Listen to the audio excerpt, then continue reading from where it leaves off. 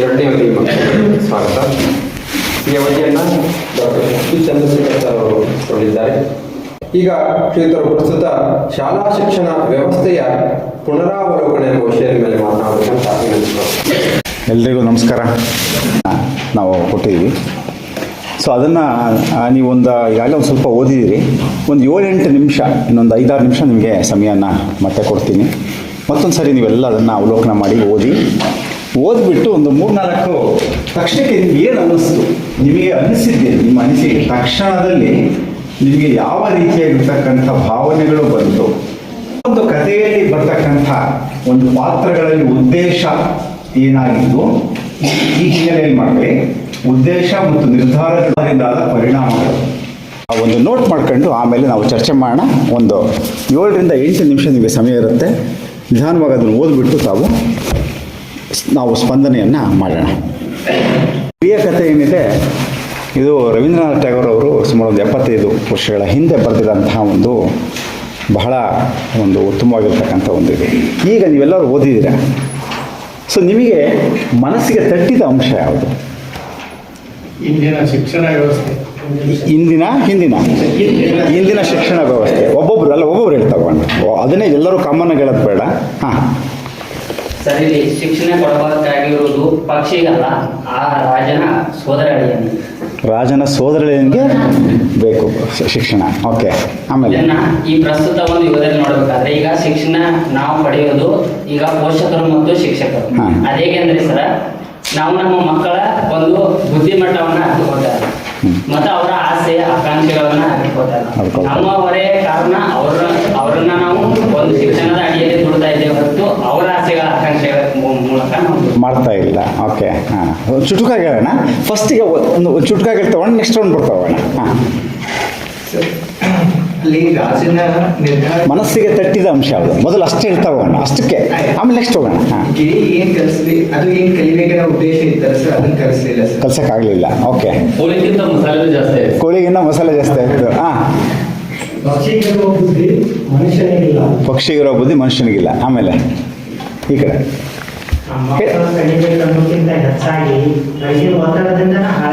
ಹೊರಗಿನ ಒತ್ತಡದಿಂದ ಪಕ್ಷಿ ಆಯ್ತು. ಮನಸ್ಸಿಗೆ ತಟ್ಟಿದ್ದೆ ಅವರು. ಒಬ್ಬೊಬ್ರು ಅದು ನಿಮಗೆ ಮನಸ್ಸಿಗೆ ತಟ್ಟಿತ್ತು. ಪಕ್ಷಿಯ ಸ್ವಾತಂತ್ರ್ಯ ಅಲ್ಲ, ಒಬ್ಬೊಬ್ರು ಅದಕ್ಕೆ ಏನು ಕಷ್ಟ ಆಗ್ತಿದೆ ಅಂತ ಯಾರೂ ಕೇಳಿಲ್ಲ, ಅದು ನಿಮಗೆ ತಟ್ಟಿತು. ಒಬ್ಬೊಬ್ರು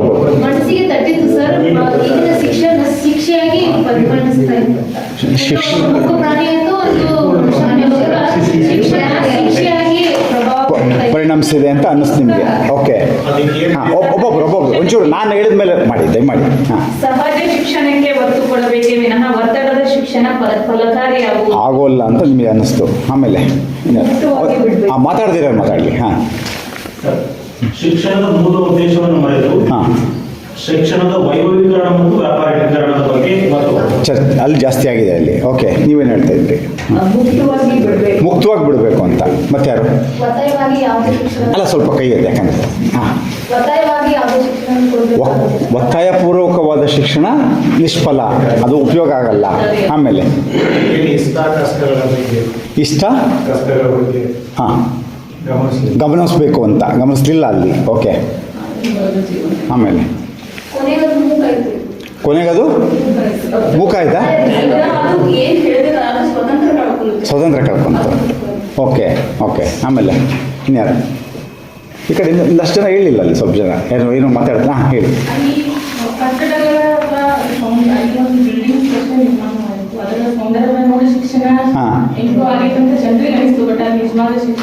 ಆಗಲಿಲ್ಲ ಅಲ್ಲಿ. ಓಕೆ, ಇಲ್ಲಾರ ಕೈ ಮಾಡಿ. ಇಲ್ಲ ಬೇಡ ಕೈ ಮಾಡಲಿ ಸ್ವಲ್ಪ, ಯಾಕಂದ್ರೆ ನನಗೆಲ್ಲ ಗೊತ್ತಾಗಲಿಲ್ಲ.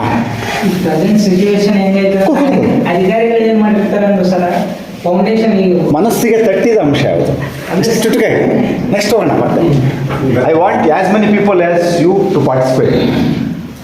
ಒಂದು ನಿಮಿಷ, ವ್ಯವಸ್ಥೆ ಅನ್ನೋದು ಏನಾಗ್ಬಿಟ್ಟದಂದ್ರೆ ಮನೆ ಮಾಚಲ್ಪಟ್ಟಿದೆ. ಓಕೆ, ಹೇಳಿದ್ರಲ್ಲ ಬೇಡ, ನೆಕ್ಸ್ಟ್ ರೌಂಡ್ ಕೊಡ್ತೇವೆ. ಬಾಕಿ ಆಡೋದು ಒತ್ತು ಕೊಟ್ಟರು. ಓಕೆ, ಅವರ ಶಿಕ್ಷಣದ ಮೂಲನೇ ಮರೆತು ಶಿಕ್ಷಣದ ಮೂಲ ಮಾಡ್ಕೊಳ್ಳಿ. ಓಕೆ, ಇನ್ಯಾರು ಮಾತಾಡಿದ್ರೆ ಮಾತಾಡಿದ್ರೆ ಸ್ವಲ್ಪ ಎಲ್ಲರಿಗೂ ಸ್ವಲ್ಪ ಹೆಚ್ಚಿಗೆ ಅವಕಾಶ ಸಿಗಲಿ ಅಂತ ಅಷ್ಟೇ ಉದ್ದೇಶ. ಹಾಂ, ಸೊ ತುಂಬ ಚೆನ್ನಾಗಿ ನೀವೆಲ್ಲ ಹೇಳಿದ್ರಿ. ನೆಕ್ಸ್ಟ್ಗೆ ಹೋಗೋಣ. ಎರಡನೇದು, ಇಲ್ಲಿ ಉದ್ದೇಶಗಳು ಯಾರ್ಯಾರ್ದು ಉದ್ದೇಶ ಏನೇನಾಗಿತ್ತು, ಇಲ್ಲಿ ಯಾರಾದರೂ ಉದ್ದೇಶಗಳು ಇಲ್ಲಿ ಆ ಕಥೆಯಲ್ಲಿ ಬರ್ತಕ್ಕಂಥವರ ಪಾತ್ರಗಳ ಉದ್ದೇಶಗಳು ಏನಾಗಿತ್ತು? ಹಂಗಲ್ಲ, ಉದ್ದೇಶಗಳಲ್ಲಿ ಏನಾದ್ರೂ ಬಹಳ ಒಂದು ಕೆಟ್ಟ ಉದ್ದೇಶ ಇತ್ತಾ? ಯಾವ ಥರ ಇತ್ತು ಉದ್ದೇಶ ಇತ್ತು? ಪ್ರಾಫಿಟೇಬಲ್ ಅಲ್ಲ, ಅಲ್ಲಿ ಕಥೆ ಪ್ರಾಫಿಟ್ ಉದ್ದೇಶ ಎಲ್ಲರೂ ಒಳ್ಳೆಯದಿದೆ. ಉದ್ದೇಶ ಏನಿದೆ? ಯಾರು ಒಬ್ಬರು ಬಂದು ಈಗ ಟೆಕ್ಸ್ಟ್ ಬುಕ್ ರೆಡಿ ಮಾಡ್ತಾರೆ, ಅವ್ರಿಗೆ ಬೇಕಾದಂತಹ ಅಮೌಂಟ್ ಅನ್ನು ತಗೊಂಡು ಹೋಗ್ತಾರೆ. ಓಕೆ, ಅಲ್ಲೇ ಪ್ರಾಫಿಟೇಬಲ್ ಮ್ಯಾನರ್ ಇಂದ ಓಕೆ, ಹಂಗಾರೆ ಈ ಥರ ಮಾಡಿ ಉದ್ದೇಶಗಳಿಗೆ ಬಂದಾಗ ನಾವೇನು ಮಾಡೋಣ ಅಂದರೆ ಒಂದು ನಿಮಿಷ ನಾನು ಟೆರರೈಸ್ ಮಾಡ್ತೀನಿ. ಇಲ್ಲಿ ಶಿಕ್ಷಕರು, ಅಲ್ಲಿ ಕಥೆಯಲ್ಲಿ ಶಿಕ್ಷಕರು ಮತ್ತು ಪಂಡಿತರು ಇದ್ದಾರಲ್ಲ, ಅವ್ರ ಉದ್ದೇಶ ಏನಾಗಿತ್ತು? ರಾಜನ ಉದ್ದೇಶ ಏನಾಗಿತ್ತು? ಒಂದು ನಿಮಿಷ, ಒಬ್ಬೊಬ್ರು ಬರೋಣ. ಶಿಕ್ಷಕರು ಪಂಡಿತರದ್ದು ಏನೋ ಉದ್ದೇಶ ಆಗಿದೆ? ಅಲ್ಲ, ಉದ್ದೇಶ ಏನು? ಒಳ್ಳೆ ಉದ್ದೇಶ ಇತ್ತಾ, ಕೆಟ್ಟ ಉದ್ದೇಶ ಇತ್ತಾ? ಒಳ್ಳೆ ಉದ್ದೇಶ. ರಾಜನ ಉದ್ದೇಶ? ಆಮೇಲೆ ರಾಜನ ಬಾಮಿಂದ ಅವ್ರ ಉದ್ದೇಶ? ಬಟ್ ಇಲ್ಲಿ ಸಮಸ್ಯೆ ಆಗಿದ್ದೀರ ಆಯ್ತು. ಉದ್ದೇಶ ಸರಿ ಇದೆ ಅಲ್ವಾ? ಉದ್ದೇಶ ಸರಿ ಇದೆ ಅಲ್ವಾ? ಉದ್ದೇಶ ಯಾರ್ದು ಕ್ರೂರತೆ ಇಲ್ಲ. ಕ್ರೂಯಾಲಿಟಿ ಇಸ್ ನಾಟ್ ದ ಆಬ್ಜೆಕ್ಟಿವ್. ಕ್ರೂಯಾಲಿಟಿ ಏನು ಸ್ಪೆಲ್ಲಿಂಗ್ ಮರ್ತೇ ಹೋಯ್ತಲ್ಲ ನನಗೆ. ಬಂದು CRUE ಸರಿ ಇದೆಯಾ? ಕ್ರೂಯಾಲಿಟಿ, ಕ್ರೂರತನ ಇಲ್ಲ ಯಾರು. ಬಟ್ ಆದ್ರೆ ಒಂದು ಸಮಸ್ಯೆ ಏನಿದೆ ಅಲ್ಲಿ ಉದ್ದೇಶಗಳಲ್ಲಿ? ಕೊಡ್ಬೇಕಂತ ಗೊತ್ತಿಲ್ಲ. ಅಲ್ಲ, ಗೊತ್ತಿಲ್ಲ ಅನ್ನೋ ಸರಿ, ಕರೆಕ್ಟ್, ತುಂಬ ಚೆನ್ನಾಗಿರುತ್ತೆ. ಆದರೆ ಎಲ್ಲದನ್ನು ಕ್ರೂಯಾಲಿಟಿ ಬಂದು ಸರ್ಟನಿಟಿ ಇದೆ ಅವನಿಗೆ. ಇದಕ್ಕೆ ಕ್ರೂಯಾಲಿಟಿ ವರ್ಸಸ್ ಸರ್ಟನಿಟಿ ಅಂದ್ರೆ ಏನು ಅಂದ್ರೆ ಎಲ್ಲ ಹಿಂಗೇನೆ ಎಲ್ಲ ಸರಿ ಹೋಗುತ್ತೆ, ಹಿಂಗೆ ಕೊಟ್ಬೋಣ ಅಂತ ಎಲ್ಲರೂ ನಿರ್ಧಾರ ಮಾಡ್ಕೊಂಡು ಎಲ್ಲ ಕೊಡ್ತಾ ಇದ್ದಾರೆ ಅವರು. ಪಕ್ಷಿ ಸಾಮರ್ಥ್ಯ ಸರ್ಟನ್ ಕೊಟ್ಬಿಟ್ರೆ ಎಲ್ಲ ಸರಿ ಹೋಗುತ್ತಪ್ಪ, ಹಿಂಗೆ ಕೊಟ್ಬೇಡ, they are having a framework ಅನಿಸ್ತದಲ್ವ? ಅಲ್ವಾ? ಆ ಥರ ಇದೆ ಅಲ್ವಾ ಅಲ್ಲಿ ಅದರೊಳಗೆ? ಸೊ ಯಾರು ಕೆಟ್ಟವ್ರು ಯಾರು ಇದ್ದಾರೆ ಅಲ್ಲಿ ಆ ಪಾತ್ರಗಳಲ್ಲಿ? ನಮಗೆ ಈಗ ಅನ್ನಿಸ್ತಾ ಇದೆ, ವಿಶ್ಲೇಷಣೆ ಮಾಡಿದ್ರೆ ಅನ್ನಿಸ್ತಾ ಇದೆ. ತಕ್ಷಣಕ್ಕೆ ಓದಿದಾಗ ಏನೋ ಯಾರೋ ಕೆಟ್ಟವ್ರಿಲ್ಲ ಅಲ್ಲಿ ಇದಾರಲ್ಲ ಕೆಟ್ಟವರು, ರಾಜ ಕೆಟ್ಟವನಲ್ಲ ಥರ. ನಾನು ಇನ್ನೊಂದು ಕಡೆಯಿಂದ ಇದನ್ನ ನೋಡೋದಕ್ಕೆ ಇಷ್ಟಪಡ್ತೀನಿ. ಏನಂದ್ರೆ ಇಲ್ಲಿ ಪಂಜರವು ಪರಿಹಾರ ಅಲ್ಲ, ಇನ್ನೊಂದು ನೆಕ್ಸ್ಟ್ ಬರುತ್ತೆ ಸರ್, ಇನ್ನು ಭಾಳ ಅಲ್ಲ, ಇಲ್ಲೇ ನಾನು ಕ್ರಿಯೇಟಿವ್ ಬಗ್ಗೆ ಮಾತಾಡ್ತಾ ಅದಕ್ಕೆ ಪಂಜರ ಪರಿಹಾರ ಅಂತಂದದ್ದು ರಾಜನ ಇಂಡಿವಿಜುವಲ್ ಡಿಸಿಷನ್, ಕಲೆಕ್ಟಿವ್ ಡಿಸಿಷನ್ ಅಲ್ಲ. ರಾಜ ಮಾಡಿಲ್ಲ ಸರ್, ಅದನ್ನ ಇವರು ಯಾರು ಪಂಡಿತರು ಮಾಡ್ತಾರೆ, ಪಂಡಿತರು ಮಾಡ್ತಾರೆ. ಎಕ್ಸ್ಪರ್ಟ್ಸ್ ಪಂಡಿತರಿಗೆ ಅಲ್ವಾ? ಒಬ್ಬೊಬ್ಬರು ಮಾತಾಡ್ತಾರೆ, ದಯಮಾಡಿ ಕೇಳ್ತಾರೆ, ದಯಮಾಡಿ ಕೈ ಎತ್ತಿಬಿಟ್ರೆ ನಿಮ್ಮ ಉತ್ಸಾಹ ನಿಮ್ಗೆ ಬಹಳ ಖುಷಿ ಆಗ್ತಾ ಇದೆ. ನಾವು ಸ್ವಲ್ಪ ವ್ಯವಸ್ಥಿತವಾಗಿ ಚರ್ಚೆ ಮಾಡಬೇಕಾಗಿರೋದ್ರಿಂದ ಕೈ ಎತ್ತಿದ್ರೆ ಹೀಗೆ ಇಟ್ಕೊಳ್ಳೋಣ. ಏನಾದ್ರು ಪರಿಹಾರ ಅದು. ಸಮಸ್ಯೆ ಏನಂತಂದ್ರೆ ಈ ಪಕ್ಷಿಗೆ ಶಿಕ್ಷಣ ಕೊಡಬೇಕಾಗಿದೆ ಅಂತ ಅನಿಸಿದ್ದು ಅದು ರಾಜನ ಹೌದು, ನಿಜವಲ್ಲ, ರಾಜನ ಅಭಿಪ್ರಾಯ. ಅದನ್ನ ಬೇರೆ ಈ ವ್ಯವಸ್ಥೆಯ ಒಳಗಡೆ ಇರುವಂತ ಯಾರೂ ಪ್ರಶ್ನೆ ಮಾಡೋದು. ಯಾಕೆ ರಾಜ ಹೇಳಿದ್ದನ್ನು ನಡೆಸಬೇಕು. ವೇದವಾಕ್ಯ ಅನ್ನೋದಕ್ಕಿಂತ ಹೆಚ್ಚಾಗಿ ರಾಜ ಹೇಳಿದ್ದನ್ನ ನಡೆಸುವುದರಲ್ಲಿ ನಮಗೆ ಲಾಭ ಇದೆ. ವ್ಯವಸ್ಥೆಯನ್ನು ಪ್ರಶ್ನೆ ಮಾಡಬಾರದು, ಅಥಾರಿಟಿಯನ್ನು ಪ್ರಶ್ನೆ ಮಾಡಬಾರದು.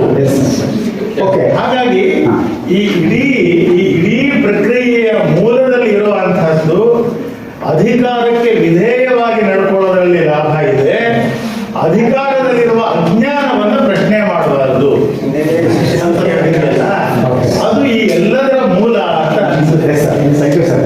ಸರಿಯಾಗಿ ಮುಂದಕ್ಕೆ ಹೋಗೋಣ. ನೋಡಿ ಒಂದು ನಿಮಿಷ ಸರ್, ಒಂದು ನಿಮಿಷ ಕ್ಲಾಸ್ ಸ್ಟಾರ್ಟ್ ಮಾಡೋದು, ನಾವೆಲ್ಲ ಚರ್ಚೆ ಮಾಡೋಣ. ಇದು ಏನೋ ನಾನು ಪಾಠ ಮಾಡ್ತೀನಿ ಅಂದರೆ ಎಲ್ಲರೂ ಸೇರಿ ಚರ್ಚೆ ಮಾಡೋದು ಅಲ್ವಾ?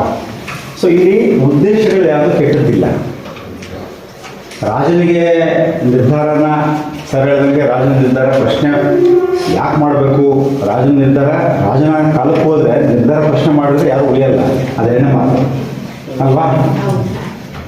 ಇವಾಗಲೂ ಆ ಪರಿಸ್ಥಿತಿ ಬರುತ್ತೆ. ಅಥವಾ ಈಗ ರಾಜ್ಯಗಳದ್ದು ಏನು ಭಿನ್ನವಾಗಿಲ್ಲ. ಸ್ವಲ್ಪ ಅದಕ್ಕೆ ಆಮೇಲೆ ಬರೋಣ, ಕಥೆದ ಪ್ರಶ್ನೆ ನೋಡೋಣ, ಆಮೇಲೆ ವಿಲ್ ಕಮ್ ಟು ರಿಯಾಲಿಟಿ. ಈಗೇನಿದೆ ನಿರ್ಧಾರದ ಬಗ್ಗೆ ಮಾತಾಡೋಣ ಈಗ ಅಲ್ವಾ. ಉದ್ದೇಶಗಳು ಯಾವುದೂ ತಪ್ಪಿಲ್ಲ, ಆದರೆ ಆ ಉದ್ದೇಶದಲ್ಲಿ ಒಂದು ತಿಳುವಳಿಕೆಯ ಅರ್ಥಗ್ರಹಿಕೆಯ ಕೊರತೆಯನ್ನು ನಾವು ಕಾಣ್ತಾ ಇದ್ದೀವಿ ಅಲ್ವಾ. ಸರ್ ಒಂದು ನಿಮಿಷ, ಉದ್ದೇಶದಲ್ಲಿ ತಪ್ಪಿಲ್ಲ ಅಂತ ಅನ್ನೋದಿದೆಯಲ್ಲ, ಅದು ಸ್ವಲ್ಪ ಅಲ್ಲ ಹೋಗೋಣ ಸರ್, ಅಲ್ಲ ಒಂದು ನಿಮಿಷ ಆ ಥರ ಹೋಗೋದು ಈ ಥರ ಒಂದು ಬರುತ್ತೆ ಸರ್, ಎಲ್ಲ ಬರುತ್ತೆ. ತುಂಬ ಏನಂದರೆ ಕನ್ಕ್ಲೂಷನ್ ಬರೋದು ತುಂಬ ಜಾಸ್ತಿ ಇದೆ. ಇದನ್ನು ಒಂದು ಇಡೀ ದಿನ ನಾವು ಚರ್ಚೆ ಮಾಡ್ಬೋದು ಇದನ್ನು. ಅಂದರೆ ಈ ಪ್ರಾಮಾಣಿಕ ಉದ್ದೇಶಕ್ಕೆ ಹೋದಾಗ ಏನಾಗುತ್ತೆ, ಪಂಡಿತರು ಅವರವರ ನೆಲೆಯಲ್ಲಿ ಅವರ ಉದ್ದೇಶ ಸರಿ ಇದೆ. ಈಗ ಅವರು ಪಂಡಿತರು ಕರೆದಾಗ ಅವ್ರು ಚರ್ಚೆ ಮಾಡ್ಬೇಕಾಯ್ತು ಮಾಡಿದ್ರು, ಅವರು ಏನೋ ಕೊತ್ವಾಲ ಮಾಡಬೇಕಾಯ್ತು ಅವ್ನು ಮಾಡ್ದ. ಎಲ್ಲರೂ ಏನು ರಾಜನ ಉದ್ದೇಶದ ತಪ್ಪಿರ್ಬೋದು, ಆದರೆ ರಾಜನಿಗೂ ತಿಳುವಳಿಕೆ ಇಲ್ಲ. ಅದನ್ನೇ ನಾನು ಹೇಳ್ತಾ ಇದ್ದೇನೆ, ತಿಳುವಳಿಕೆ ರಹಿತವಾದ ಉದ್ದೇಶ ಇದೆ, ಸೂಕ್ಷ್ಮತೆ ರಹಿತವಾದ ಉದ್ದೇಶ ಇದೆ. ಪಕ್ಷಿಗೆ ಅಂದ್ರೆ ಅದನ್ನ ಹಾನಿ ಮಾಡ್ಬೇಕಂಬ ಉದ್ದೇಶ ಇಲ್ಲ, ಹಾನಿ ಮಾಡಬೇಕು, ಪಕ್ಷಿ ಸಾಯಿಸ್ಬೇಕನ್ನೋ ಉದ್ದೇಶ ಇಲ್ಲ ರಾಜನಿಗೆ. ಶಿಕ್ಷೆ ಕೊಟ್ಟು ಅಂದ್ರೆ ಇದು ಈ ಆಯಾಮ ಕಥೆ ಥರ ನೋಡೋಣ. ಇದಕ್ಕೆ ರೆಲವೆನ್ಸಿ ಬಂದಾಗ ನಿಮ್ಗೆ ಗೊತ್ತಾಗುತ್ತೆ, ನಮ್ಮ ಈ ಪರಿಸ್ಥಿತಿಗೆ ಬಂದಾಗ ಗೊತ್ತಾಗುತ್ತೆ. ಆ ಕಥೆ ಹೇಳಿದ್ರೆ ಗೊತ್ತಾಗ ಮತ್ತೆ ಅದು ಅಲ್ಲಿಗೆ ಹೊರಟೋಗ್ಬಿಡುತ್ತೆ, ಮೊದಲನೇಗೆ ಬಿದ್ದೋಗ್ಬಿಡುತ್ತೆ. ಹಾಗೋಗೋದು ಬೇಡ ನಾವು. ಈ ಉದ್ದೇಶಗಳನ್ನು ನೋಡಿದಾಗ ಯಾರಿಗೂ ಕೆಟ್ಟ ಉದ್ದೇಶ ಇಲ್ಲ, ಆದರೆ ಆ ಉದ್ದೇಶಗಳಲ್ಲಿ ಅವ್ರಿಗೆ ಸ್ಪಷ್ಟತೆ ಇಲ್ಲ, ಮಾನವೀಯತೆ ಇಲ್ಲ, ಅರ್ಥ ಗ್ರಹಿಕೆ ಇಲ್ಲ, ಅವ್ರು ಏನು ಮಾಡ್ತಿದ್ದೀವಿ ಅನ್ನುವಂಥ ಒಂದು ಸ್ಪಷ್ಟತೆ ಇಲ್ಲ ಆ ಉದ್ದೇಶ. ಅಫ್ಕೋರ್ಸ್ ಅದು ಯಾಕೆ ಗಿರಿ ಶಿಕ್ಷಣ ಬೇಕು ಅನ್ನೋದನ್ನು ಒಂದು ಕಡೆ ಇರೋಣ, ಯಾಕಂದರೆ ಅದನ್ನೊಂದು ಉದ್ದೇಶಕ್ಕೋಸ್ಕರ ಬರೆದಿರೋದು ರವೀಂದ್ರನಾಥ್ ಅವರು. ನಮಗೇನೋ ಅರ್ಥ ಮಾಡ್ಸಕ್ಕೆ ಬರ್ತೀವಿ ಅದನ್ನು, ನಾವು ಅಲ್ಲಿಗೆ ಹೋಗ್ಬಿಟ್ರೆ ನಿಂತೋಗ್ಬಿಡುತ್ತೆ ನಮ್ಮದು, ಯಾಕಂದರೆ ಅಲ್ಲಿ ತಪ್ಪಾಗ್ಬಿಡುತ್ತೆ. ಸೊ ಯಾರು ನಿರ್ಧಾರಗಳಿಗೆ ಹೋದಾಗ ನೀವು ನಿರ್ಧಾರಗಳನ್ನು ಗಮನಿಸ್ಕೊಂತ ಏನೇ ನಿರ್ಧಾರಗಳನ್ನ ಮಾಡ್ತೀವಿ. ಸೊ ಆ ನಿರ್ಧಾರಗಳು ಹೇಗಿತ್ತು ಅಲ್ವಾ, ಹೇಗಿತ್ತು ನಿರ್ಧಾರಗಳು? ವ್ಯಕ್ತಿಗತವಾಗಿ ಓಕೆ, ನಿರ್ಧಾರಗಳಲ್ಲಿಯೂ ಸಹ ಯಾವುದೂ ಏನೋ ತೊಂದರೆ ಮಾಡಬೇಕು ಅನ್ನೋದಿಲ್ಲ, ಅಲ್ಲೂ ಸಹ ಒಳ್ಳೆಯದನ್ನು ಮಾಡಬೇಕು. ಶಿಕ್ಷಣ ಕೊಡೋದು ನಾವು ಕೊಡಬೇಕಂತ ಹೋಗಿದ್ದಾರೆ. ಅಲ್ಲಿ ಆ ನಿರ್ಧಾರಗಳಲ್ಲಿ ಸ್ಪಷ್ಟತೆ ಇಲ್ಲ, ಫಿಲಾಸಫಿ ಇಲ್ಲ, ಮತ್ತೆ ಏನೋ ತತ್ವಶಾಸ್ತ್ರ ಇದೆಯಾ, ಸಿದ್ಧಾಂತ ಇಲ್ಲ ನಿರ್ಧಾರಗಳಲ್ಲಿ. ಸೊ ಪರಿಣಾಮಗಳನ್ನು ನೋಡಿದಾಗ ಈ ಪರಿಣಾಮಗಳೇನು, ಏನಾಗ್ತದೆ, ಈ ಉದ್ದೇಶ ಮತ್ತು ನಿರ್ಧಾರಗಳಿಂದ ಆದ ಪರಿಣಾಮ ಏನು? ಗಿಳಿ ಆಮೇಲೆ ಯಾವುದು ರಾಜನ ಉದ್ದೇಶ ರಿಸೋರ್ಸಸ್ ಎಲ್ಲ ವೇಸ್ಟ್. ಶಿಕ್ಷಣ ಕೊಡ್ಬೇಕಂತಕ್ಕಂಥ ಉದ್ದೇಶ ಈಡೇರಲಿಲ್ಲ. ಶಿಕ್ಷಣ ಕೊಡ್ಬೇಕನ್ನೋ ಉದ್ದೇಶ ಈಡೇರಲಿಲ್ಲ, ಉದ್ದೇಶ ಆಗಲಿಲ್ಲ. ಏನಂದ್ರೆ ಈ ಕೆಲಸ ಮಾಡಿದವರೆಲ್ಲ ಮಧ್ಯದಾಗಿರೋರೆಲ್ಲ ಲಾಭ ಮಾಡ್ಕೊಂಡವರು, ಆಮೇಲೆ waste of time and money. Very nice. ಆಮೇಲೆ ಶಿಕ್ಷಣ ಶಿಕ್ಷೆ ಏನು ಆಗಬೇಕಾಗಿತ್ತು ಉದ್ದೇಶ ಅದು ಸಾರ್ಥಕ ಆಗಲಿಲ್ಲ. ಆಮೇಲೆ ಏನಾಗುತ್ತೆ, ಜೀವ ತಗೊಂಡು ಜೀವ ನೋಡಿ, ಜೀವ ಉಳಿದ್ರೆ ಶಿಕ್ಷಣ, ಜೀವನ ಉಳಿಲಿಲ್ಲ ಅಲ್ವಾ. ಆಮೇಲೆ ಸ್ವಾತಂತ್ರ್ಯ. ಓಕೆ, ಏನಾಯ್ತು ಸರ್? ಅಲ್ಲಿ ಶಿಕ್ಷಣವನ್ನ ಯಾವ ರೀತಿ ಕೊಟ್ಟಿದ್ದಾರೆ ಅಂತ ನಿಂದಕ ಪ್ರಶ್ನಿಸಿದ್ರು ಸರ್. ಅಲ್ಲಿ ನಿಂದಕನಿಗೆ ಶಿಕ್ಷೆ ಆಯ್ತು ಹೊರತು ಶಿಕ್ಷಣವನ್ನು ಯಾರ್ಯಾರು ನಿಂದಕನಿಗೆ ಶಿಕ್ಷೆ ಕೊಟ್ಟಿಲ್ಲ. ಬಟ್ ಅವನಿಗೆ ಇಲ್ಲ, ತುಂಬ ಚೆನ್ನಾಗಿದೆ ನೋಡಿ. ಅಲ್ಲಲ್ಲ, ಅಲ್ಲಿ ಒಂದು ನಿಮಿಷ, ನಿಂದಕ ಅಂತ ಹೇಳಿದಾರಲ್ವಾ, ಇಲ್ಲಿ ಇಡೀ ನಿಂದಕನ್ನ ಒಂದ್ ಕಡೆ ಮಾಡಿದ್ವಿ, ಉಳಿದವ್ರನ್ನೆಲ್ಲ ಬೇರೆ ಕಡೆ ಮಾಡಿ ಎರಡು ಗುಂಪು ಮಾಡಿದ್ವಿ. ನಿಂದಕ ಎ, ಬಿ, ಉಳಿದವರೆಲ್ಲ ಅವನ ನಿಂದಕ ಅಂತ ಕರೆದಿರೋದೇನಕ್ಕೆ? ಸಪೋಸ್ ಆ ಇಡೀ ಪ್ರಕ್ರಿಯೆಯಲ್ಲಿ ನಿಂದಕನ ಮಾತನ್ನ ಸ್ವಲ್ಪ ಏನಾದ್ರು ಮಧ್ಯದಲ್ಲಿ 2-3 ಸರಿ ಬರ್ತದೆ, ಯಾರಾದ್ರೂ ಕೇಳಿದ್ರೆ ಅದನ್ನ ಸ್ವಲ್ಪ ಏನಾದ್ರು ಬದಲಾವಣೆ ಆಗ್ತದಲ್ಲ ಅಲ್ವಾ. ಆಗ್ತಿತ್ತಾ? ಆಗ್ತಿತ್ತು. ಸೊ ಈಗ ಈ ಕತೆ ಇನ್ನೇನಾದರೂ ಇದೆಯಾ ಈ ಕತೆ ಬಗ್ಗೆ? ಕಥೆಯಿಂದ ಮತ್ತೆ ನಾವು ಈ ಕಡೆ ಬರೋಣ, ನಮ್ಮ ನಿಜ ಜೀವನ ಪುರಾಣ ಕಥೆದಲ್ಲಿ ಏನಾದರೂ ಹೇಳಿಟ್ಟಿದೆಯಾ? ನಿಂದಕನ್ನ ಹಳದಿ ಅಂತ ಕಂಡುಕೊಂಡಿರ್ತೀವಿ.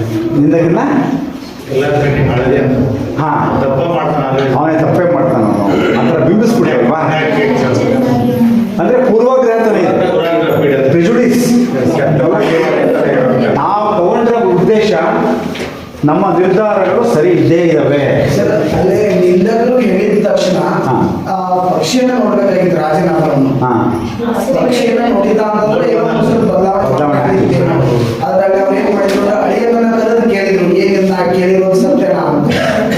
ಅಲ್ಲಿ ಅಳಿಯ ಏನ್ ಮಾಡ್ತಾರೆ, ತನ್ನ ತಾನು ಕರೆಕ್ಟ್ ಇದೀನಂತ ಸಲುವಾಗಿ ಅವನನ್ನು ಸುಳ್ಳು ಮಾಡೋ ಸಲುವಾಗಿ ಅವನು ಈ ಎಲ್ಲಾ ಜನರನ್ನ ಅಲ್ಲೇ ಕರೆದಾಗ ಅವರೆಲ್ಲ ಬಂದವರು ತಮ್ಮನ್ನು ತಾವು ಸುಳ್ಳು ಅಂತ ಹೇಳ್ತಾರೆ. ಓಕೆ, ಅವರು ಪ್ರತಿನಿಧಿಗಳಾಗಿದ್ದು ಹೊರತಾಗಿ Okay. ಬೆಂಬಲಿಸುವ ಹೊರತಾಗಿ Yes. ನೈಜತೆಯನ್ನ ಅಲ್ಲಿ ಬಿಟ್ಕೊಡಿ. ಎಸ್. ಮತ್ತೆ ಹೇಳಿಕೆ ಕತೆ ಬಗ್ಗೆ ರಾಜನಿಗೆ ಹಾಂ, ಸ್ವತಃ ಪರಿಶೀಲನೆ ಮಾಡುವಂತಹ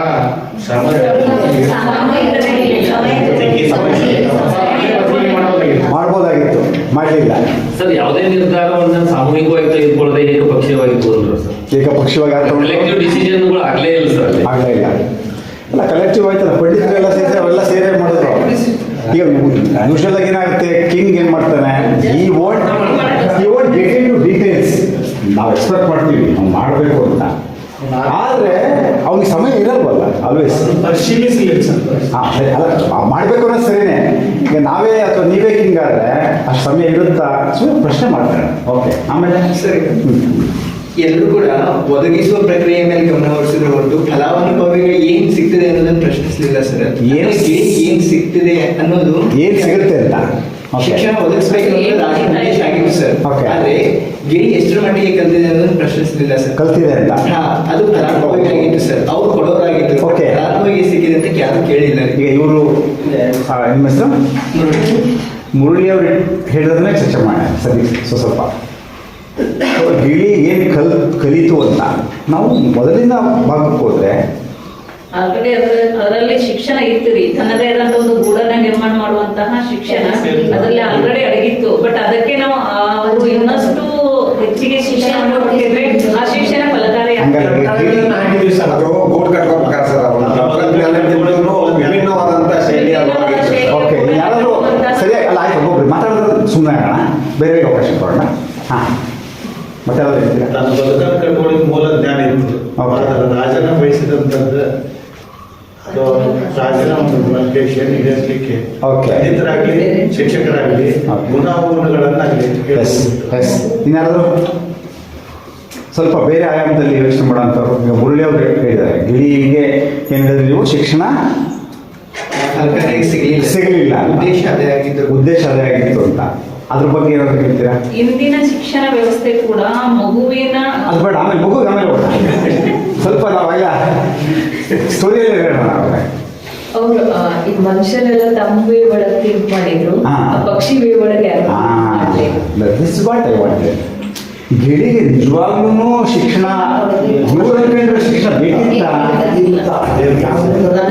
ಅಲ್ವಾ ಮುರಳಿ ಅವರೇ? ಆ ಒಂದು ಅಂದ್ರೆ ಗಿಳಿಯ ಸಹಜತೆ ಗಿಳಿಗೆ ನೋಡಿ, ನೀವು ಒಂದು ಲೈನ್ ನೋಡ್ಬೋದು, ಅರಣ್ಯದಲ್ಲಿ ತಿಂದು ಇಲ್ಲಿ ನಮ್ಮ ರಾಜಪೇಟೆಯಲ್ಲಿ ಗಲೀಜು ಮಾಡುತ್ತೆ ಅದು ಅಲ್ವಾ? ಎಲ್ಲೋ ತಿನ್ಬಾರುತ್ತೆ ಅಲ್ಲಿ ಅರಣ್ಯದಲ್ಲಿ ಬಂದು ನಮ್ಮ ಸಿಟಿಯಲ್ಲಿ ಅದು. ಇದಕ್ಕೆ ಕಲ್ಚರ್ ಕೊಡಬೇಕು, ಸಂಸ್ಕೃತಿ ಕೊಡಬೇಕು ಅಂತ ಅಂದ್ರೆ ಗಿಳಿಯ ಸಹಜತೆ ಚೆನ್ನಾಗಿರೋದು.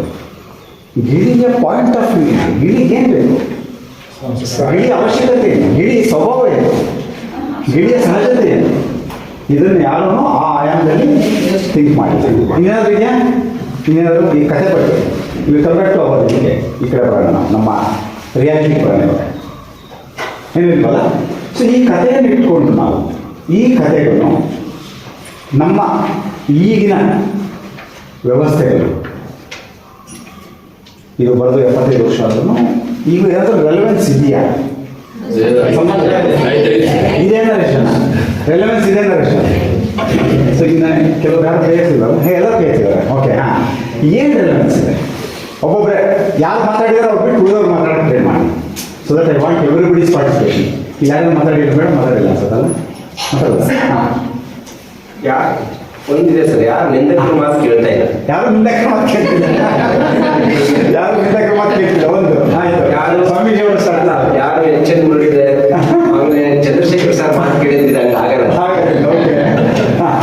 ಹೌದು, ಕಲಿಕೆ ಬರೀ ನಾಲ್ಕೇ ಗೋಡೆಗಳ ಮಧ್ಯೆ ಆಗುವುದಿಲ್ಲ, ಹೊರಗೂ ಕೂಡ ಆಗ್ತಿಲ್ಲ. ಕಲಿಕೆ 4 ಗೋಡೆ ಮಧ್ಯೆ ಆಗಲ್ಲ. ಹೊರಗೂ ಕೂಡ